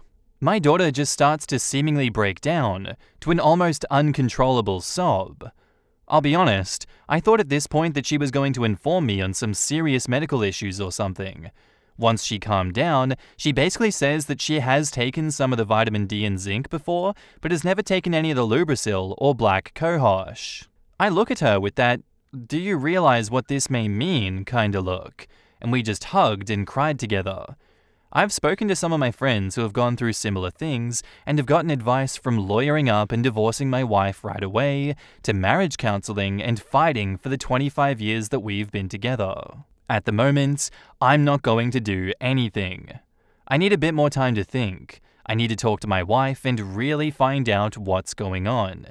This is probably the last update for me, as when I first came to Reddit, this was just a silly fight between me and my wife. Now it's progressed to a place that it's feeling a bit too private for me to share, and the above update was a bit tougher to write. Thank you again for all your comments and perspective. You all have helped me see something that I was blind or refusing to see. In the comments, 5am Creature says, there is the possibility that your wife needs the supplements for her own general comfort. I'm not at menopausal age. However, I do have medical conditions that can cause vaginal dryness, and it can range from uncomfortable to actually painful. It's personal and can be a very touchy subject. Not to mention the mood swings that come with menopause. I'm not saying that cheating is completely out of the question, just saying that there are other possibilities. Yeah, it would really suck if they split because she didn't want to discuss vaginal dryness in a restaurant and got overly upset because mood swings and her daughter had been using some of the vitamins. She could be cheating, but at this point, this evidence is far from conclusive. After thousands of comments, half a dozen comments from me on the previous post, and OP is still calling these supplements sex drugs, OP wouldn't understand if his wife dragged her doctor home to explain it to him. She undoubtedly has told him. This has to be rage bait. No one is this ignorant. That's really shaky ground to build on. People can be spectacularly ignorant. Lubrasil and black cohosh are for menopause. I'm glad your daughter has not been taking them yet. Imagine having hot flashes at her age. Now, you might not know, but it's not unseen before for a woman to go through menopause at 50 years old. I had hot flashes for years in my mid-20s. I wish I had known about black cohosh then, since my doctors all said that it was a hormone problem that would sort itself out. It did after a few years. That includes me running out of a test to basically strip outside the building. So yeah, nothing that was affecting my day-to-day or anything. Quote, I was monitoring the sex drawer. Not something that I expected to read tonight. Quote, but sometimes I do peak. I know, but I can't help it. I don't know what he's implying. Does he think that peeking at the sex drawer is somehow risque? It's just vitamins. I checked to make sure that they're not running low on zinc. Doesn't seem like it would get most people's motors revving. Does he go down the vitamin aisle at Target at full mast? Look, that's all the information that we have for that one currently. I would love to cover it again in the future and see what other updates that OP has to share. I think we can only speculate right now, but I do think that there is a good chance that she's just taking those vitamins for her menopause. But at the same time, why can she not just communicate with that with OP? Why does she have to continually deflect and find other things to blame this on? That's really weird to me. That's a red flag in the relationship. It is a hole in her logic and reasoning. If she were to just be, upfront about the reason, maybe all this bullshit could be avoided. But then again, we wouldn't have these posts if people just communicated and were normal.